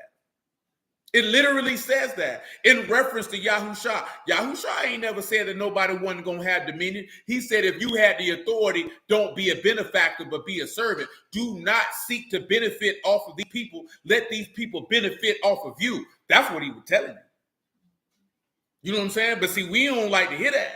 See, I was telling them boy that the other day. If I see a nigga, I'm going to ask him if he said that. You know what I'm talking about? To let him know, don't you never disrespect me like that. You know what I'm saying? Reason why I say don't disrespect me like that. Look here. For the majority of the men that's on this stream, boy, I birthed you in the word. So that means if I birthed you in the word, that means I have to look at you as if you was my son. And this book literally says that the fathers do not lay up for the children. The children are not supposed to lay up for the fathers, but the fathers for the children. That means how you going to seek to be a grown man and benefit off your sons? Nigga, that's disrespectful. You know what I'm talking about? That's disrespectful. That's not what you do. You know what I'm talking about? But you know why dudes think that way? Because they daddy was like that or they're like that. So they thinking if I was in that position, I'm going to try to benefit off these niggas. Well, you a buster. That ain't got nothing to do with me. You know what I'm talking about? Don't disrespect me like that. I wasn't bred like that. Well, my daddy didn't give me that type of DNA or blood. My daddy wasn't no buster like that. Don't disrespect me like that. My granddaddy ain't teach me that type of stuff. You know what I'm talking about? I wasn't given that type of information. You know what I'm talking about? I was told, hey, man, that's your nigga. You benefit off your nigga. It don't matter if he do it for you or not. That's not the point. So then when you get in the position where, okay, now you feeding people the word, why would you worry about, oh, I got to benefit off these people. I got to get something out of it. That means you a whole nigga. You know what I'm saying? That's not what the Lord taught. Because guess what? Moses ruled over them people. He did not benefit from them people. Them people benefited from him. You know what I'm talking about? What did he get from them people? He said, y'all ain't give me nothing. He said, I ain't take nothing. Samuel said the same thing. Did not Samuel have rule? So these niggas be, come on, man. That's not how that works, bro. Somebody got the rule. It can't be no we all brothers. It's a group. You can't have group think. You can't have a group decision because it's going to be chaos. You know what I'm talking about? One man got to say, this is what it is and this is what it ain't. I done told you this before. If you want to keep everybody happy, sell ice cream. You can't lead and keep everybody happy because somebody ain't going to get their way. And frankly, you can't care. You know what I'm talking about? And frankly, you can't care. It doesn't mean that you don't care about their perspective. But you can't care in forth is you're going to allow somebody being upset to influence your decision. If you're making decisions based off logic and reason, and most importantly, the word and ruach of Yahuwah, it don't matter how nobody feels.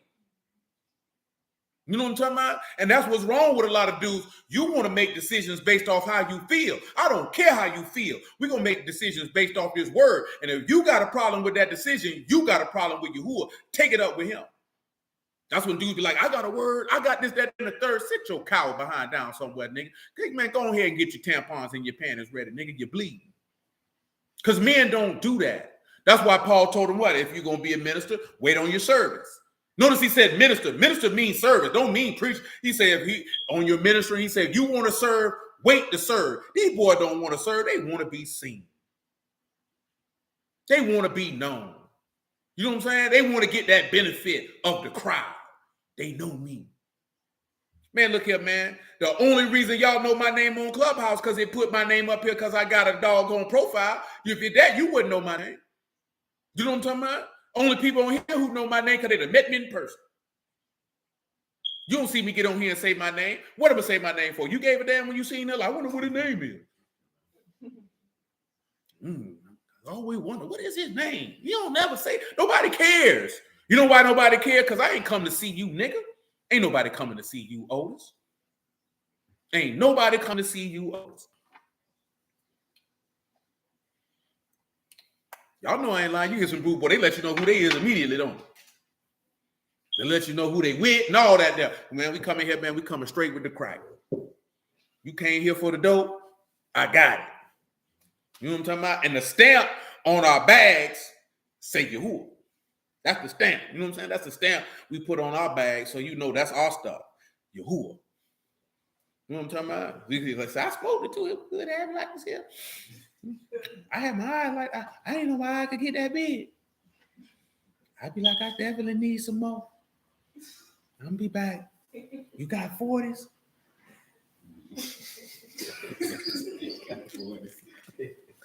Hey, you already know. Psalm 127, man. Y'all know what to eat the bread of sorrows is, right? Amen, Brother Shaul.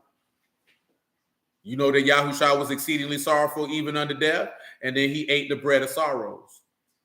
Also can take you to Ezekiel 12, but we'll move along. He gave his beloved sleep.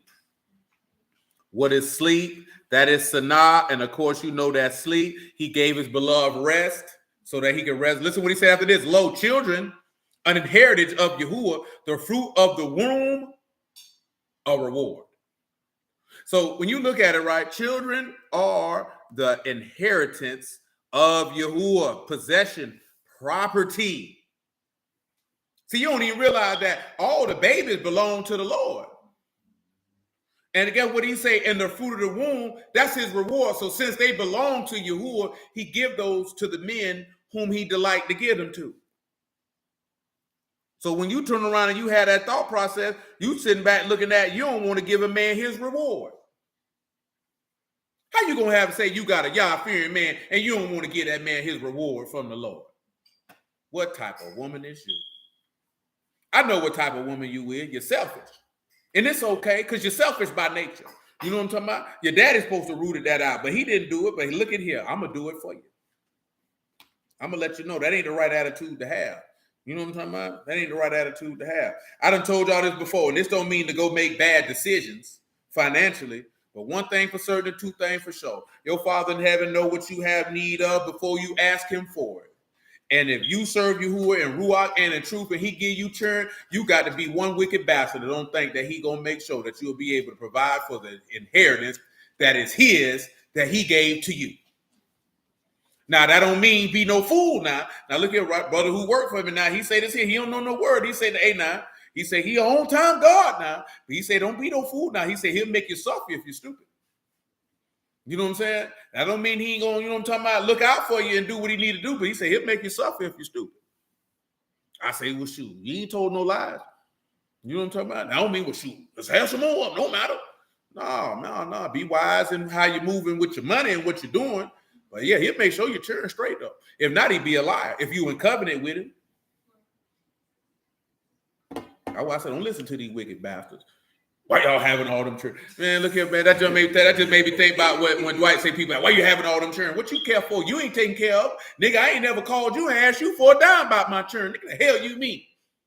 Why you having all the children? What the hell? You want to pay for something up, nigga? No, then shut the hell up then. I wish a nigga would ask me why I'm having all them children. Because my penis work. Clearly, I have semen. Clearly, my wife's uterus and womb and ovaries are intact. And Yahuwah has shined his face upon her. I want y'all to tell him because the Lord is faithful. Somebody asks you why you have all them children when you look him in the face and say, because Yahuwah is good. He faithful. I want you to tell him. They ain't going to be ready for that answer. What you mean God faithful? Because he say children are the heritage of Yahuwah and the fruit of the womb is his reward. And I have been rewarded. I have been paid with these old hard-headed, stubborn little niggas. I had to beat one of them niggas last night. Verse 4, as the arrows in the hand of a mighty man, so children of the youth. That man say children are like a mighty man who got arrows in his hand. Happy is the man that have his quiver full of them. They shall not be ashamed. They shall speak with the enemies in the gate. You won't be ashamed. And guess what it means? It's also dealing with the Lord. When it's dealing with speak, you're going to speak some commands to your enemies in the gate, because Yahushua definitely going to have a quiver full of them. We already talked that with Abraham, because they're going to be more than the stars in the sky and the sand of the sea. And he's going to be dropping word on the enemies right there in the gate, baby. Right there in the gate, baby. That's how that's going down. You know what I'm talking about? That's a beautiful thing. It's twofold. It's always a blessing you who will give you a baby, man. Ain't nothing wrong with it. Because all the children belong to him. That's why I told you that people can't be complaining. Why God killed the children? Because he want to. They his. Everybody his. Everybody his, man. Everybody is his. I don't know what happened, baby. I don't know what you're talking about now. Help me out. Help me out, because I don't know. Might have been just some bad signal. Everybody his, man. Everybody his, man. No matter. Don't nobody own or this is one thing, man. Lil Duval said this the other day. He ain't lying, no, man. He was like, sometimes he have to settle it in his mind that people he loved gonna pass away. You know what I'm talking about? And to be able to deal with it. See, that's something that we don't be wanting to deal with. You have to settle in your mind, boy. Everybody leaving. And ain't no set time. Well, my mama gonna go first, then my daddy, because the old people go first. That man ain't never said that. That man ain't never said that. A parent should never bury their child. Who said that? Judah buried a couple. Judah buried a couple. Shoot, Job buried all his children. Come on, man. I don't know where people get that from. You get that from because you got in your mind how things should go. And nobody Yahuwah never said any way how life would go. I was on the phone with the Duke. I'm trying to get one of them. I'm trying to be an infinite bank. You know about that? I'll tell you about it later. You know about that? Oh, you don't know about that? I know that they didn't tell you that. What you got? Not Waffle House. What you working at? Life insurance. Life insurance. Yeah, I think about that. You know what I'm saying? Get your whole life like this here. He said here telling me like, oh, see, I ain't finna get it from them people here. Cause you know why I ain't gonna get it? Cause the nigga wanted me to jump on the deal without reading something. Oh, you gotta get it today because we got. See, I don't roll with none of that. When you want me to pay for something and I can't read it first, and you talking about I got 48 hours to make a decision, you can decide with these nuts. You know what I'm talking about? Because I ain't buying that. You know what I'm talking about? I ain't going for that, man. But I'm telling him like, yo, you know what I'm talking about? I'm like, yo, like, what this nigga said to me? I'm trying to remember what he said to me, man, when he was like this here, right? He was like, yeah, so Sunday's good. Sunday's good, 7 o'clock. I say, Lord willing. You say, can you foresee anything that happen? I say, bro, I don't even know what's going to happen tomorrow. You talking about Sunday. Nigga, if the Lord allowed, nigga, I'll talk to you at 7 o'clock. But he's standing like this here. He not understanding this point. Nigga, I'm like, hey, man, the thing go. I can't tell you what's going to happen Sunday except, nigga, I could be dead tomorrow, nigga. So that's why he was like, you need to make a decision No, now. he didn't say all that. No, because he's saying that, oh, this person sponsored and we got so many people getting in and you got the sponsorship deal and something like this would cost $500, but we could do it for $280 a month. And I'm like, but you only offered $120,000, nigga. And I definitely said I wanted me. You know what I'm saying? See, I don't want no term life insurance. See, that's a game. You can hustle. You know what I'm saying? Because you throw all that money in for all them years, you got it. And then when it's over with, you got to get another one and you don't get none of that money back. You know what I'm saying? So I don't want that. I want the whole for as long as I'm here. And I want a lump because I want to be able to take money and throw it in. And then when I take the money and throw it in, I can take it out. And then we never go broke. You can't go broke with one of those. Get 2, 3 of them because it's tax-free money. And then as long as you put money in, it's accumulated. And you could just take it out and then you put it back. So there's no way that you can't go broke. You know what I'm talking about? Unless you're a jackass. That's right. That's right. You know what I'm saying? I'm trying to get my hands on that, man. You know what I'm saying? They playing games. I think they get mad when you hit it like he taking me through. I say, bro, I don't give a damn about all this. Nigga, get to the point.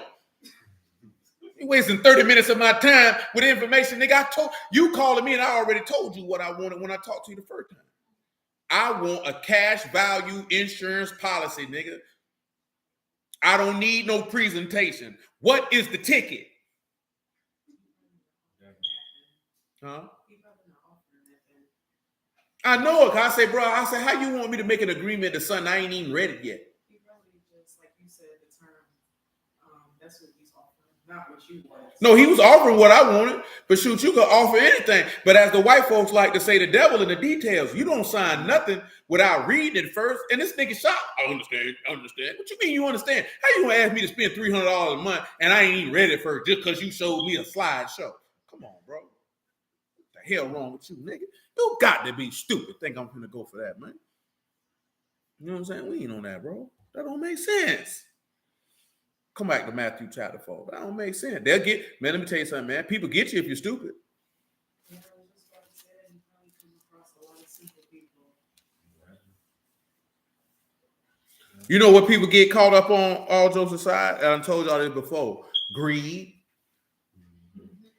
Greed. Oh, it sounds great. Nah, bro. Yeah, I got one of them books. It's Brother Taylor. It's one of them books about being your own bank up there. You know what I'm saying? I had seen it, but my mind wasn't on it like I was supposed to be when I bought that book. But really, because what it was, what I was thinking about was I couldn't loan to other people that looked like me. Then I'm gonna go to hell. You know what I'm saying? That's why I fell out my brain. There's one of them books up there. Don't you take it, because you ain't brought about the left. That's what I just said.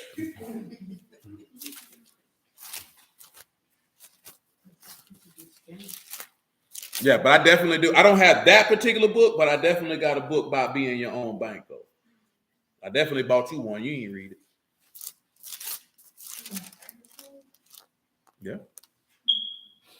She remember the name, The Banker's Code. Yeah, I didn't read that one. I didn't read that one. I remember the title, but I ain't read it. That's it. That's the one he did buy me that book. That's how I knew he loved me. He bought me a pussy. How we gonna get some money? You know, they gotta love you. They want to help you get some money. Nobody don't love you. They don't want to get some money. Your mama do though. Maybe your daddy. Sometimes your sister. But your niece though, she love you a lot. You said my niece. Mm-hmm. She told me that last week. You know what I'm saying? Children just throw thoughts out to me. I don't even know. I be like, oh, that's that little girl. Yeah, that happens a lot.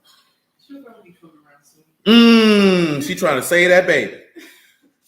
Verse 1 of Matthew 4. Then was Yahushua led up of the Ruach into the wilderness to be tempted of the devil.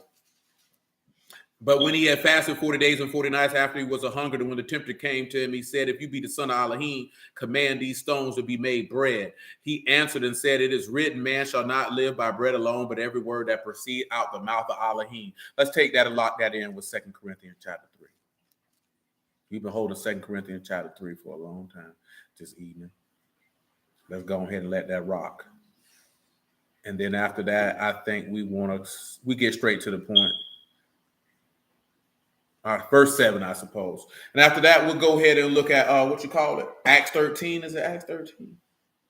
It's Acts 13. We won't get Acts 13.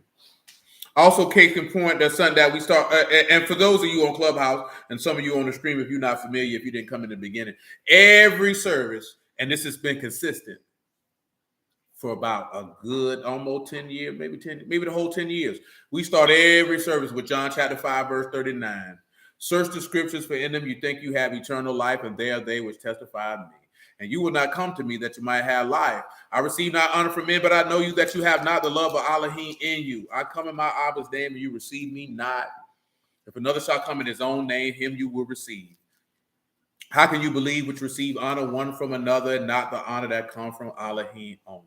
Do not think that I will accuse you to Abba. There's one that accused you, even Moses, in whom you trust. For had you believed Moses, you would have believed me, for he wrote in me. He said, but if you will not believe his writings, then you ain't going to believe my words. Well, why is that important? Because we get into this point when we come to Acts 13, a lot of people don't believe Moses' writing. So there's no way in the world they're going to believe the gospel.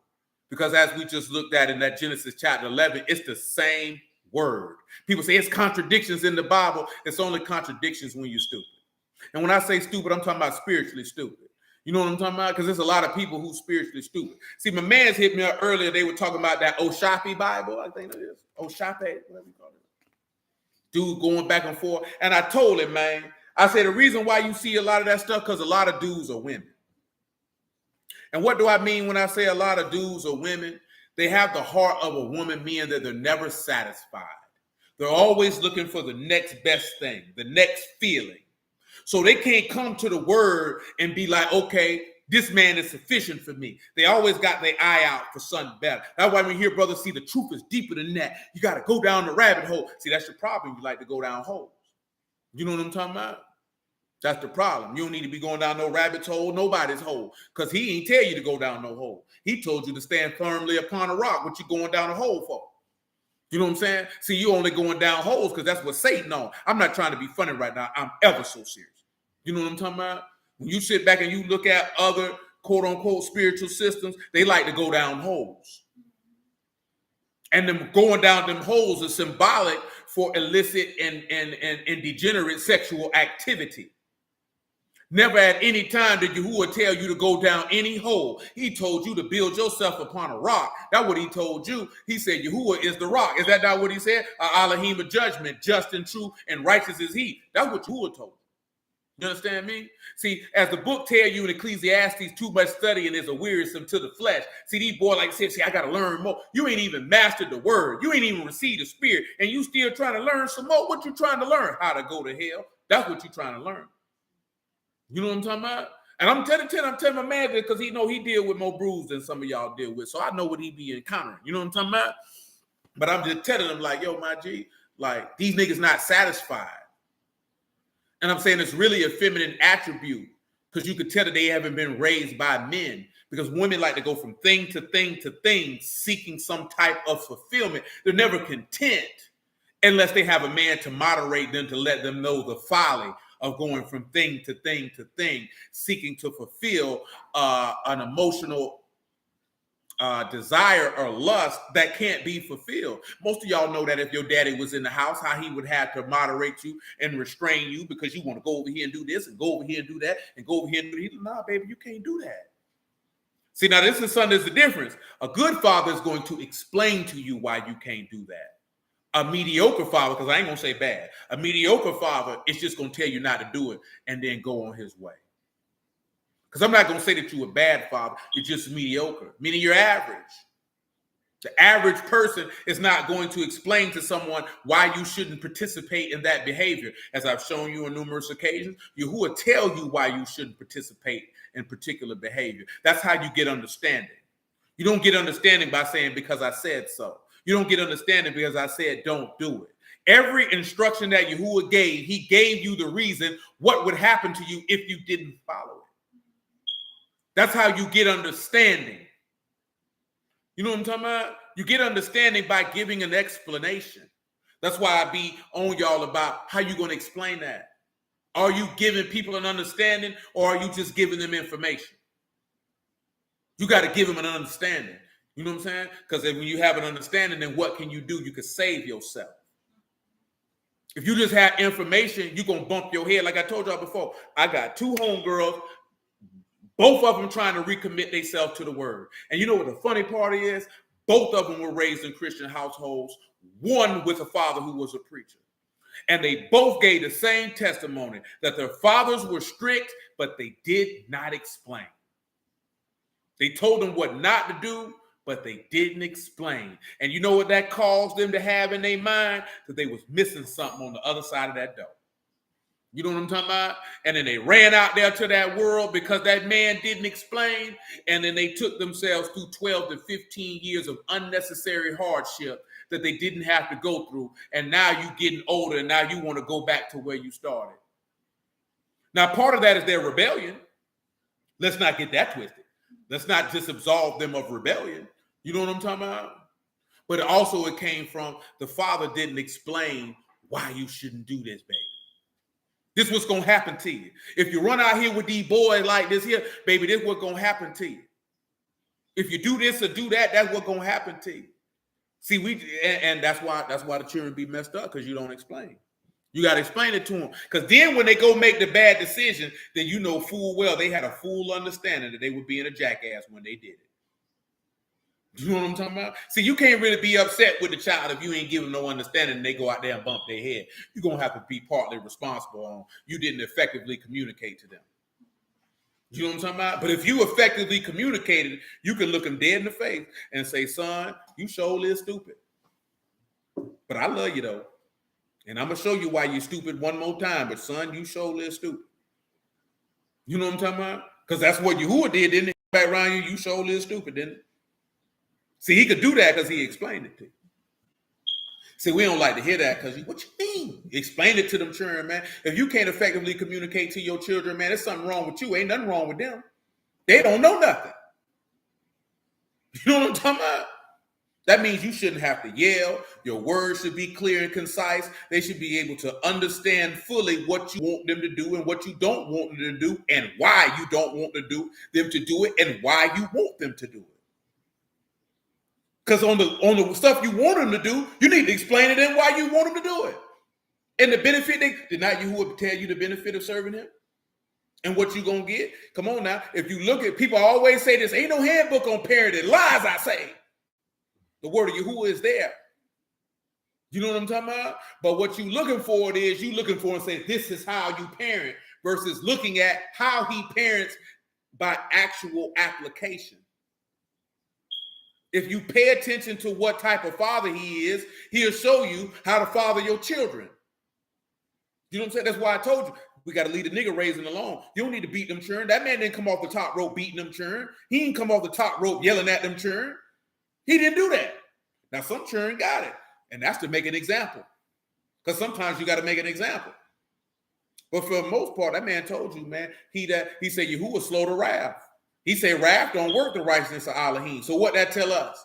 Well, how many times you can read in the text where he turned around and said, don't provoke your children? How many times can you see Yahuwah provoking us? How many times do you see him discouraging us? You know what I'm saying? So you have to pay attention to that. Everything you want to know to be the man that you want to be, Yahuwah has shown you how to do it in the old, and then he manifested himself in the flesh and did it again. Because people act like, oh, he didn't do that in the Old Testament. Lies, you say. He been doing it the whole time. He the same Elohim. Why would he change? Nevertheless, let's run this 2 Corinthians chapter 3. Verse 6, I suppose. Oh, Lord. Who also have made us able servants of the new covenant, not of the letter, but of the Ruach. The letter killed, but the Ruach give life. But if the service of death, written and engraven in stones, see, we can see that because when he threw them 2 tables of stones down in Exodus 32, people died. You understand? When you sin, you die. That's what's on them tables of stones is written. He can't go back on his word. But if the service of death written and engraven in stones was esteemed, that the sons of Yasharal could not steadfastly behold the face of Moses for the esteem of his countenance, which was to be done away, how shall not the service of the Ruach be rather esteemed? For the ministration of condemnation esteemed, much more do the ministration of righteousness exceed in esteem. See, this is where a lot of brews get upset. They can't understand. They're trying to say the Brit Kadasha is better. Come on, cuz. You mean to tell me that you ain't going to sit back? He telling you both are glorious, but one is greater. See, these boys don't love life. See, most of these brews, they ready. See, you got a wild brews that want we got to kill these niggas. We ought to be stoned. The Spirit of God ain't resting in you. Remember what he told his apostles, right? Should we call for fire down like Elijah? He said, son, we didn't come to destroy men's lives. We came to save them. But see, this is what a bruiser look at. He judging me. He condemning me. He don't want me to be saved. Boy, that's not the same thing, boy. Just imagine, as it tells you in Ecclesiastes, if a sentence against an evil work was executed, since a sentence against an evil work is not executed speedily, it's privily in the hearts of the sons of men to do evil. Dudes don't even know the law tell you what? Rebuke your neighbor to not suffer what? Sin on him. You know what I'm talking about? See, a lot of brothers want you to rest in sin. And a lot of brothers want you to rest in sin for twofold reasons, because they want you to go to hell, and some want to be able to laugh at you. Have something to look at this nigga here with his sinning going on. And that's how a lot of brothers feel who in the word. They feel like they don't want to tell nobody what they're doing because they feel like they're going to be cannon fodder. But truth be told, more people don't care. You know what I'm talking about? More people don't care. Especially now, nigga walking out the door and gas $5, they don't care what you doing. You know what I'm talking about? You gotta have a whole lot of stuff going on, but it's a ticker shock when they walk out the door. Damn, $5. Now I've been living long enough when gas was 79 cents, nigga. You understand me? 79 cents. Do you not understand when we was in high school, man, that we could put $5 in the tank, man, and ride around this city smoking reefer, listening to all manner of old R&B music while we were getting happy. And Jacksonville, a big city. And this before a beltway. We had no beltway, no none of that there. So, we moving. All around. We don't know highways. $5, man. Niggas be like this here. Boy, niggas say, boy, I got 5 and he got 5. That's 10. Nigga, we ride all night smoking. Boy, $10 ain't finna do nothing for you right now. You know what I'm talking about? $10 is disrespect. You know what I'm talking about? It's disrespect. Your tank is like, nigga, I was thirsty. This is not going to deliver my thirst. You know what I'm talking about? What is this going to do? I seen a dude say, this ain't the time to have a gas guzzler. Well, shoot, I already had it. Like I woke up and say, "Oh, let me buy this big old truck. It's finna be for this $5 gas." But why is that? Why is that even relevant? Because a lot of people get shocked when you step out that door and you see that this word is a lot different than what you thought it was, and now you don't want to deal with it, and you don't want to accept it, you don't want to receive it, and you don't want to understand it, and you don't want to walk in it. Because that's what I was telling my homeboy earlier, man, and I've been telling y'all this for years. People don't believe this book. They don't want to walk in it. You know what I'm saying? They're offended by it. They're offended by it because it restricts their behavior. And a lot of these dudes don't want their behavior restricted because, as I stated, if you were raised by your mama, 9 times out of 10, your mama didn't know how to effectively communicate on how for you not to behave. So you got yelled at or whooped. So in that regard, she was thinking this is the way to restrict your behavior. It doesn't work. Or she didn't restrict your behavior. So then when you come into a man and he telling you you got to restrict your behavior, you don't want to hear that. Because you got years of your behavior being free. See, the worst mama in the world is not my baby. Your child is a hellion. You know what I'm talking about? That old not my baby, that's a woman, son gonna be a buster. When I say a buster, meaning he's not going to be able to operate fully in his manhood. Just like a dude I know, he was talking about niggas in the street, and he was like, hey, man, you need to go ahead and let your mama know what you out here doing, so when you get killed, she don't be on the news talking about, he was a good child. No, he wasn't. But he been lying to you. You don't really know this nigga is a killer. He was a robber. He sold drugs. He was not a good person. Because you don't want to believe that your baby is responsible for being having a degenerative effect on his environment. You gotta watch a woman who can't believe that her son is what he says he is. Because that's a woman who done raised a degenerate, a man who will never be an effective leader, guider, and teacher of his people. He serves no purpose. You know what I'm talking about? He will serve no purpose because he's not going to know how to interact with men. I was telling him this earlier today too, man. And he was like this. I'm like, this is not no disrespect to no woman. But no woman can't teach no boy how to be no man. She can't teach him how to lead. She can't teach him how to interact with other men. She can't teach him how to compete with men. She can't teach him how to lead men. She can't teach him how to instruct men. She need a man to instruct her. So she can't give him that information. And when you grow up and you don't have that, you're at a detriment. You know what I'm talking about? You're at a detriment. You can look all throughout history, and the most effective leaders of men were men who were raised and instructed by other men. This is why the books say, if you want to be a wise man, walk with wise men. You didn't say walk with your mama. I done told you before, man, you get to a certain age and you still calling your mama about your problem, you got an issue. If the first person you think can help you solve your problems is your mama, you got a problem. Because the first person you think should be thinking about to help you solve anything you got going on is another man. Do you know what I'm talking about? It's another man. I don't care which one of you women get offended by that. Man, this nigga 25, 30 years old, 40 years old, and he got issues and he calling you first? Well, you ain't got you nothing. Do you know what I'm talking about? You ain't got you nothing. I ain't like to say, man, I don't know what you got going on with your daddy. That's neither here nor there. But if you got problems as a man, you supposed to be calling another man. You ain't supposed to be calling your wife. You ain't supposed to be calling your mama. You supposed to be calling another man. Them women can't help you. You know what I'm talking about? They can't help you. And you know what the sad part is? Niggas who mama's boys, they know they can't help. They know they can't help. Guess what? When it went down, when Yahusha had what he had going on, who he called on? Other men. He ain't called. Where Mary at? He ain't called for his mama. Shoot, he ain't even called for it. He called his brothers to be with him, but we didn't talk about that before. He ain't bring them problems to them. He took that to his father because he the leader. I can't take leader problems to the subordinates. You can't do that. I don't even know why niggas think that's what you supposed to do. How you gonna take leader problems to subordinates? And then expect them to trust your leadership early. Dude around here talking about like this here, man. Dude was asking the question, have you ever seen your elder cry? And there's only a handful of people supposed to see that. The congregation don't need to see him crying unless his daddy died. You seen that with the Lord. That man went through that there. He went to the side and he brought his 3 breast homeboy with him. You know what I'm talking about? He ain't sit back and say, hey, man, I got a problem.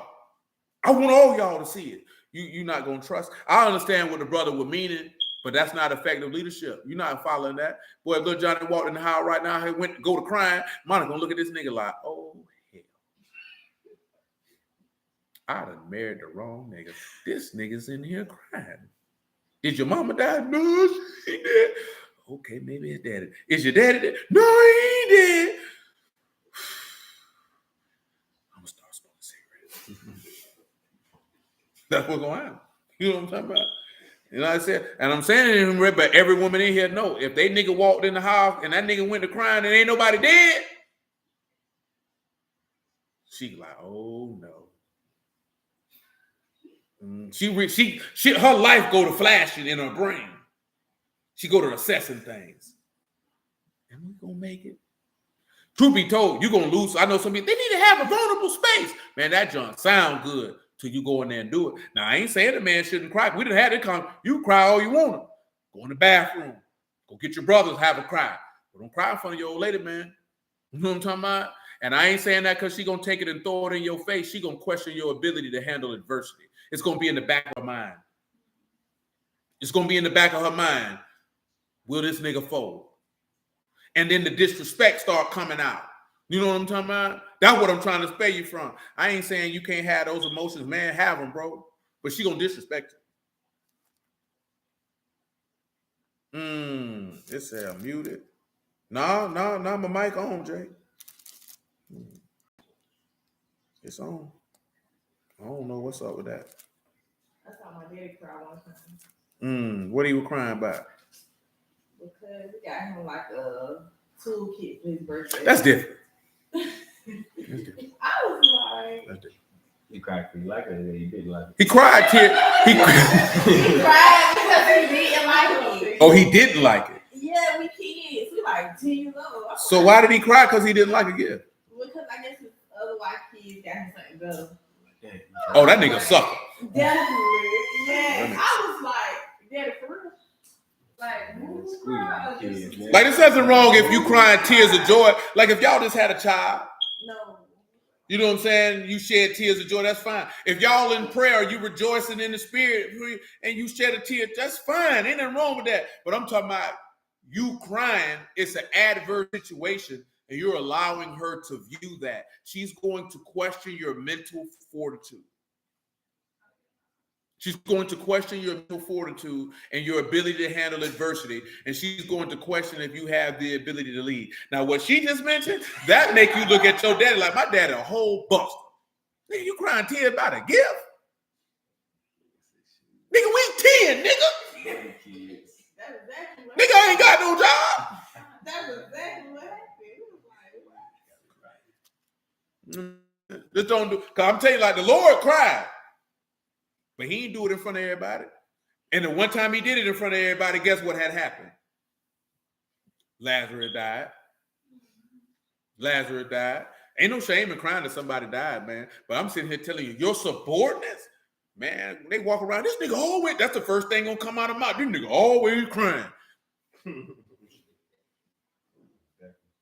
know what I'm saying? You don't want to hear that, man. That's just different when you look. Man, this nigga always crying. But man, when you grown, and then this woman talking about you got to dominate her sexually and all this here, she gonna think this nigga always crying. Now he come want some coochie. See, that ain't what you want. It's tough. It hurts. I know it hurt because you ain't nobody told it. Man, you don't want to hear that, man, because you thinking, because they tell you that lie. Society telling you that lie. Be vulnerable. Shed tears. Yes, you could do all that. Don't do it with your old lady, though. You know what I'm saying? Y'all got to make sure y'all have that type of bond for you to do that with them, because that's rare. That's rare that a woman could be that down with you, that you could shed tears about something that's in an adverse situation and she don't look at you like a sucker later. That's rare. That ain't every day. Come tell you, especially not with no black women. They be like, this nigga here crying. What he crying for? because he lost his job. She gonna get on the phone, tell her, that nigga in here crying again. What he crying about? He crying because he lost his job. See what I'm saying? I'm using this verbiage to draw it out. You understand what I'm telling you? Don't you think if a nigga cry, you think he just is gonna be one time deal? No, I'm saying like you talking about a job, like right. That's like probably it's a different situation. Like if your parents not getting it. Man, let me tell y'all something, man. And a dude said this earlier today, and he was referencing how everybody laughed at Will Smith with his situation. Who was the other nigga? Laughed at Johnny Depp, and they laughing at Michael B. Jordan. And he said, and they wonder why men have a 78% suicide rate. Because don't nobody really care. It's a lot of stuff that dudes want to cry about.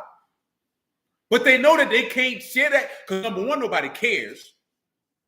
You know what I'm talking about? Like at the end of the day, nobody cares. That's why a lot of young boys kill themselves. Because they find out very quickly that as a man and a young man, don't nobody really care about what you're going through. And in their mind, they think the woman is the one that they're supposed to be able to go to because they think about when they had issues and problems like that, mama. You know what I'm saying? So when they get grown, they think I can go to my old lady with that. And then they find out they can't because now she ridicules him. She throws that in his face. She mocks him, and now she questions his manhood, his leadership, and his ability to handle adversity. And now he doesn't have a proper way to channel the stress, angst, and adversity that he's dealing with, and he put a bullet in his brain.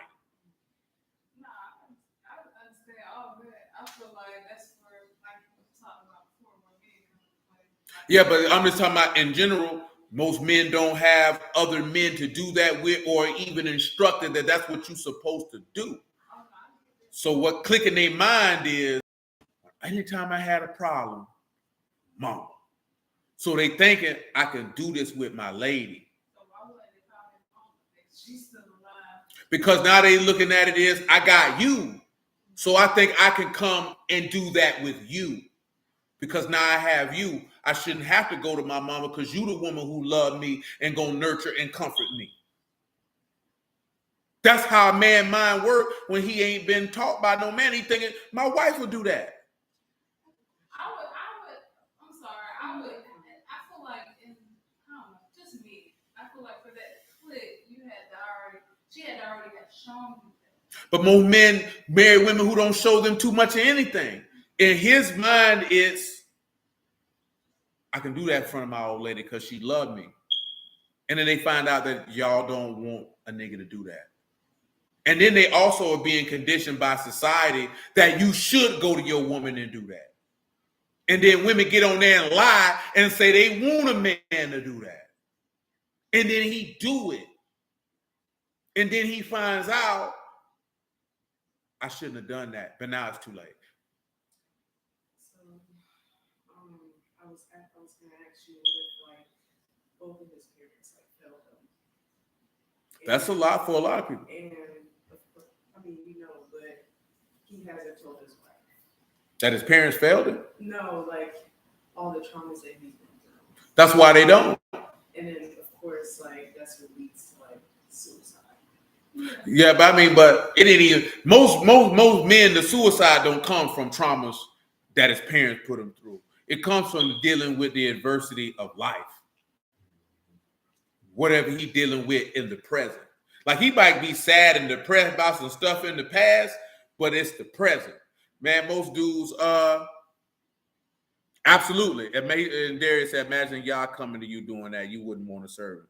A lot of men take themselves out because they broke. You know what I'm saying? My man not making no money is a surefire way for him to put a bullet in his brain because he feel like he's worthless. He's worthless to himself. If he got a family, he believe he's worthless to them. That's why some dudes bail on their kids. Some dudes don't even bail on their kids just because they want to bail on their kids. They feel like if I ain't getting no money, I'm worthless to everybody. Why would I even be here? So I'm just going to slide. Women don't understand that because you're not under that type of pressure. You know what I'm saying? See, a man, I told you this before, a man is on constant and consistent performance pressure for the entirety of his life. He can't afford to fail. As they say in Godfather, the only people afforded to make mistakes are women and children. A man can't even, because his mistakes can affect everybody. So he can't even, he has to make mistakes and deal with the consequences of his mistakes in silence. If he got other people, he got to deal with that in silence. Because he got to figure that out, because they don't care about the mistake. They care about how are you going to correct it. And a lot of men can't handle that. You know what I'm saying? Especially if you weren't mentally, that's a lot to carry. That's why I tell you, that's why a lot of dudes don't mind 50-50. That's why a lot of dudes let their women lead them. That's why a lot of dudes don't want to work, because that burden of manhood is too much for a lot of dudes to carry. You know what I'm talking about? It's a lot. It's too much for a lot of dudes to carry. And like I told y'all, just looking at the assessment with my little cousin, just the thought of manhood it stressed him. He wasn't ready for it. He didn't think he was going to succeed. It didn't matter that he more than likely would have succeeded. He didn't believe he would. He didn't believe that he was prepared for manhood because he didn't know what he wanted to do with his life. So in his mind, as a man, I'm a failure. And if I'm a failure, why am I breathing? You know what I'm talking about? See, women, y'all don't feel like that. Y'all can fail 15, 20 times in a row. I just try something different. You know what I'm saying? Most women feel that way. You know why? Because there's always a safety net, because there's a nigga who will take care of you. You know what I'm saying? No matter how rude, nasty, disrespectful, unattractive, no matter what you is, you know that there's a good chance that there's a man who will take care of you. Or at least lighten the load a little bit. Ain't nobody going to lighten the load for a man but the Lord. You know what I'm talking about? You know what I'm saying? Indeed, they're saying, be thankful if you got one out here handle it, because it's a lot of them be folding. Dudes like this, man, you can have a dude be dealing, man, everything be good and everything fall apart, and then everybody looking at you like, look at this nigga here. Everybody talking bad about you, your wife looking at you crazy. They forget about the 15 to 20 years where your outcomes were on point, and this, that, then the third. But now in the moment, it's Janet Jackson. What have you done for me lately? And then niggas put that stress on themselves, put a bullet in their brain. You know what I'm talking about? Because at the end of the day, nobody really care what a man is going through. Don't nobody really care. You know what I'm talking about? All they want to know is, nigga, you need to perform. You need to do this here. You need to do this here. Nobody cares. That's the stuff that people don't want to have no conversation about. That's real life. And every man on here can tell you that. You know what I'm saying? That ain't no knock on no woman. I'm just telling you the reality. This is not a right thing or a wrong thing. It's just life. You know what I'm talking about? What is the curse that he gave Adam? That you're going to labor by the sweat of your brow to the dust you to return. He going to have to work and produce to the day he dies. And a lot of brothers are bussies out here in 2022. They don't want to do that. They want to be like the women. I don't want to work like, I want to enjoy life. I want to do this here. I want to do this here. They don't want to do that no more. Niggas tired. They're not men. They don't want to do all that no more. They don't want to put in 15, 20 years of nonstop grind and hustle so he can relax on the back end. They don't want to do that. These niggas want to be at the house, chilling. In my line. These niggas want to be at the house. These niggas want to be at the house. Getting high playing Call of Duty, chasing women, or just doing nothing. I ain't never seen it. I want to travel. Travel for what? What you gonna do when you get there? Is you traveling so you can take in other cultures to be able to give your people some information that's gonna benefit? You just want to travel just to see stuff. Come on, man. That's not what men do. When you look at men throughout history of time, when they travel for a reason, and it was to be a benefit to themselves and the people from the places where they came from. Now niggas want to sightsee. Niggas was exploring for a reason. For resources and for connections in order to take those resources and connections to benefit their people back home. Now niggas want to sightsee. We done turned into women, man. We want to be women more than women want to be women, man. I know somebody, what's wrong with traveling? I ain't say nothing was wrong with traveling. I'm telling you, historically, we're not operating like men in the past have operated. We're operating like kept women. And then you're wondering why the women are looking at you like, nigga, no. You know what I'm saying? And you're wondering why. I ain't saying that it's right or wrong. I'm just telling you this is what I observed. Because I've read a lot of books in my day, and men didn't travel for the sake of traveling. Travel for what? If I'm traveling, I'm finna conquer something, or I'm finna make a connection. Because I'm thinking about the people back home. How can I be a benefit to them? See, we don't have that anymore. And then you mad at the women. Don't be mad at the women. That's right. The roles done switch. And see, the women think they masculine, but they ain't masculine for real. They think they masculine, but they ain't masculine for real. They ain't masculine. They think, see, women think masculinity is I make a lot of money. I pay my bills. Well, you have to pay your bills, man. There's no man who said I'll assume responsibility for you. So there's that. You know what I'm talking about? And of course, some women take pride in that. I don't need no man to take care of me till she turns 62, till she turns 45. I don't want to be out here no more. I got to get up at 6 o'clock. Or if she had children, they grown and they leaving. And he like this here, ain't nobody in this house. It's just me.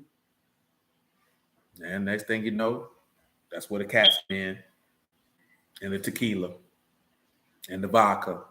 I ain't gonna lie, it's just wine. Zinfandels, red wine, all the time. Lying to me, I do a communion on the first Sunday.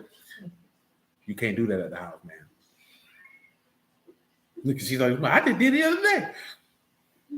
No, let me get y'all off here, man. It's 11:30, man. We still got time. Y'all willing on tomorrow, man. Hallelujah for y'all who shot the word, man. I appreciate y'all time. It's probably because it'd be hard for me when I done put some work out there before we come on screen for me to like redo it again.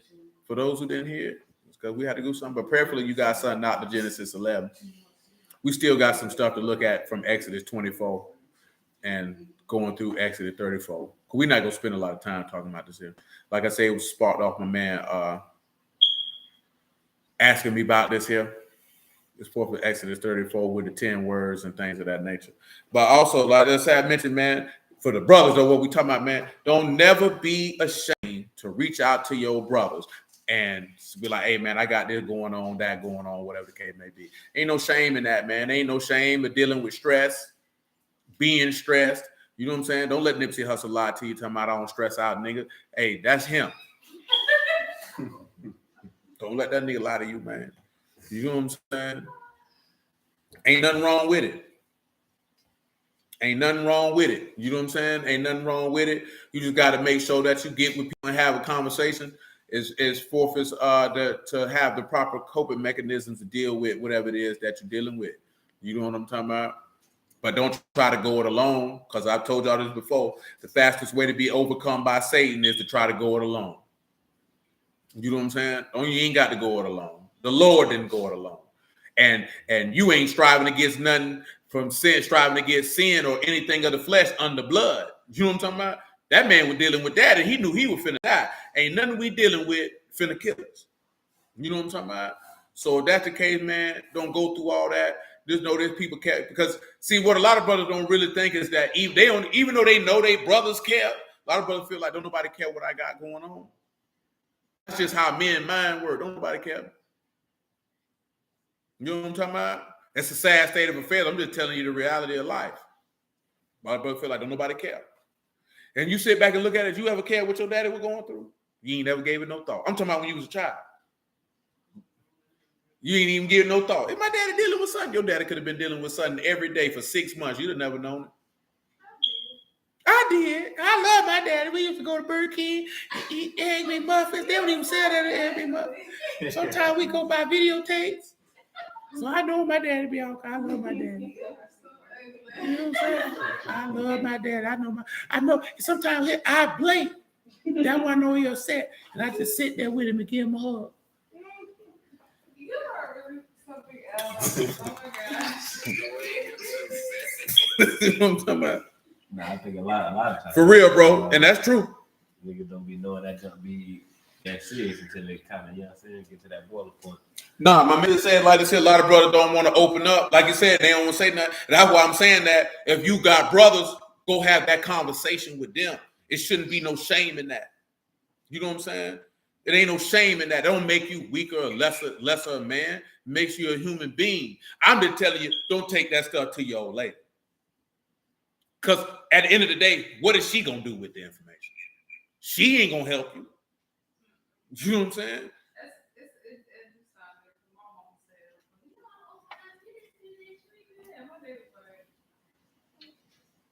What was you gonna do? Right. You want me to open up? You open up? You opening up because you want me to help you. And that's fine. That's my job. But baby, you can't help me. You want me to talk to you just to talk to you because you're going to go back and tell your sisters what I said to you. And I know that's what you finna do. So why would I do that? I got boo foo the fool written across my forehead. I don't. I'm not doing that. But of course, it's different for women because y'all are accustomed to doing that. Girl, I'm going through something. Call me. Y'all used to that. You know what I'm saying? You accustomed to that. You know what I'm saying? Most young men, depending on who you grow up with, most young men don't do that. I've told y'all this before. Most young men don't be like, yeah, I'm dealing with something, man. I'm tell my homeboy. You know what I'm saying? Y'all just get in a circle, group chats. You know what I'm talking about? Multiple phone calls at one time, and y'all just talk about it. Y'all like to go places together and sit in a room and cry. This nigga ain't even sad. You know what I'm talking about? But she's sad, so we all crying like everybody done caught the sad virus. Now everybody in here is sad and crying. You know what I'm talking about? What'd you say? I said that's funny. Why? You just did that the other day? No, I don't cry. Somebody else crying. It don't benefit me to cry. So you just think, I don't cry. I didn't say that. This nigga here tough. I don't cry, nigga. Nigga, I'm a gangster. I try not to cry unless it's necessary. Shit, I'm tough. That nigga cry a lot. You're right. See how she talking tough? You always see me cry. How many times in your life? About 5. Shoot, lying to me, nigga. One hand, still. I mean, that'll multiply. Give it time. Okay. And I cry about real things, so there's that. I cry about real thing, nigga. I ain't no softy, nigga. I ain't no frosty. What you mean? I ain't no punk trick. I ain't no buster, nigga. Shoot. Oh, I just hear that nigga be crying in the bathroom. Don't know why they didn't be in there. What you crying about? The baby smile. Don't believe that, John, y'all. Don't believe that, man. Don't believe it. It's a lie. It's a fabrication. It is an embellishment of reality. But all those aside, man, hey, don't keep that stuff. Number one, first thing first, take it to your whore. After that, go to your brothers. Don't hold that stuff on the inside, man. That junk gonna eat you from the inside out. It's gonna destroy your vital organs, and most importantly, it's gonna destroy your spirit, man, and wreck your brain. You know what I'm saying? It's gonna wreck your brain. Because your brain gonna convince you that you're worthless. And that persuasion don't come from him that called you. That persuasion comes from the adversary. You know what I'm saying? That's where that comes from. Anything negative to take you off the road of the Lamb, that don't come from Yahuwah. That comes from the devil. It's just a persuasion. Man, why would Yahuwah say, you ain't worth nothing? You should be dead. Why would the Lord tell you that? You have to think about stuff like that. That don't come from him. You shouldn't keep his words. Why you want to do that? That don't come from him. You know what I'm saying? And I done told you, if you're dealing with people who talk like that, I done already told you this here, man. If somebody don't got the ruach in them, man, they can be used by Satan at any time. At any time. Don't be going for the God can use anybody. No, he don't. Stop lying on that man. That man don't put his spirit in anybody. He don't give his spirit to sinners just to anybody to pop up. I got a word from God from you. This nigga just masturbated before he came and seen you. You know what I'm saying? This nigga's a drunk, a liar, and you think he gonna just drop his spirit? Don't you be see? That's a feminine way of thinking too. God can use anybody. That man ain't never did no junk like that, man. Just use it. He used a donkey. Get your stupid butt out of here. You know what I'm talking about? He used that donkey to make a point. That boy finna kill you, boy. For real though, you know that's what people like to say. God used anybody. He used the donkey. Jacob was this and that. Get out of here, man. I don't care what they was. Yahushua done came now. You can't be it. And think you who are gonna use you. Come on, man. Come on, man. That don't make no sense, bro. Be telling people them lies, man. God can use anybody. That's how you know they don't know Yahuwah. Yahuwah used the righteous. If he using anybody else, it's for the destruction of another. He just don't use this random person walking down the street. I got a word from God from you, brother. God told me to tell you, the first thing you're supposed to be asking is, what spirit been talking to you?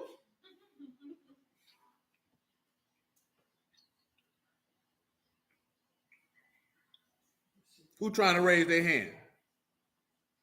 Just let me know. Ain't no big deal, man. Y'all can get off. I'm gonna go ahead and hit the screen though. Y'all can jump on the clubhouse, man. I keep it on, man. I appreciate y'all. Bless y'all house at the house of Elohim in the name of Yahushua. If you want to jump in on the clubhouse, I keep it on because I'm finna eat. But y'all can rap though. Y'all can raise your hand. Anybody can talk. That don't mean nothing. So my question is, when you said it's people not that they not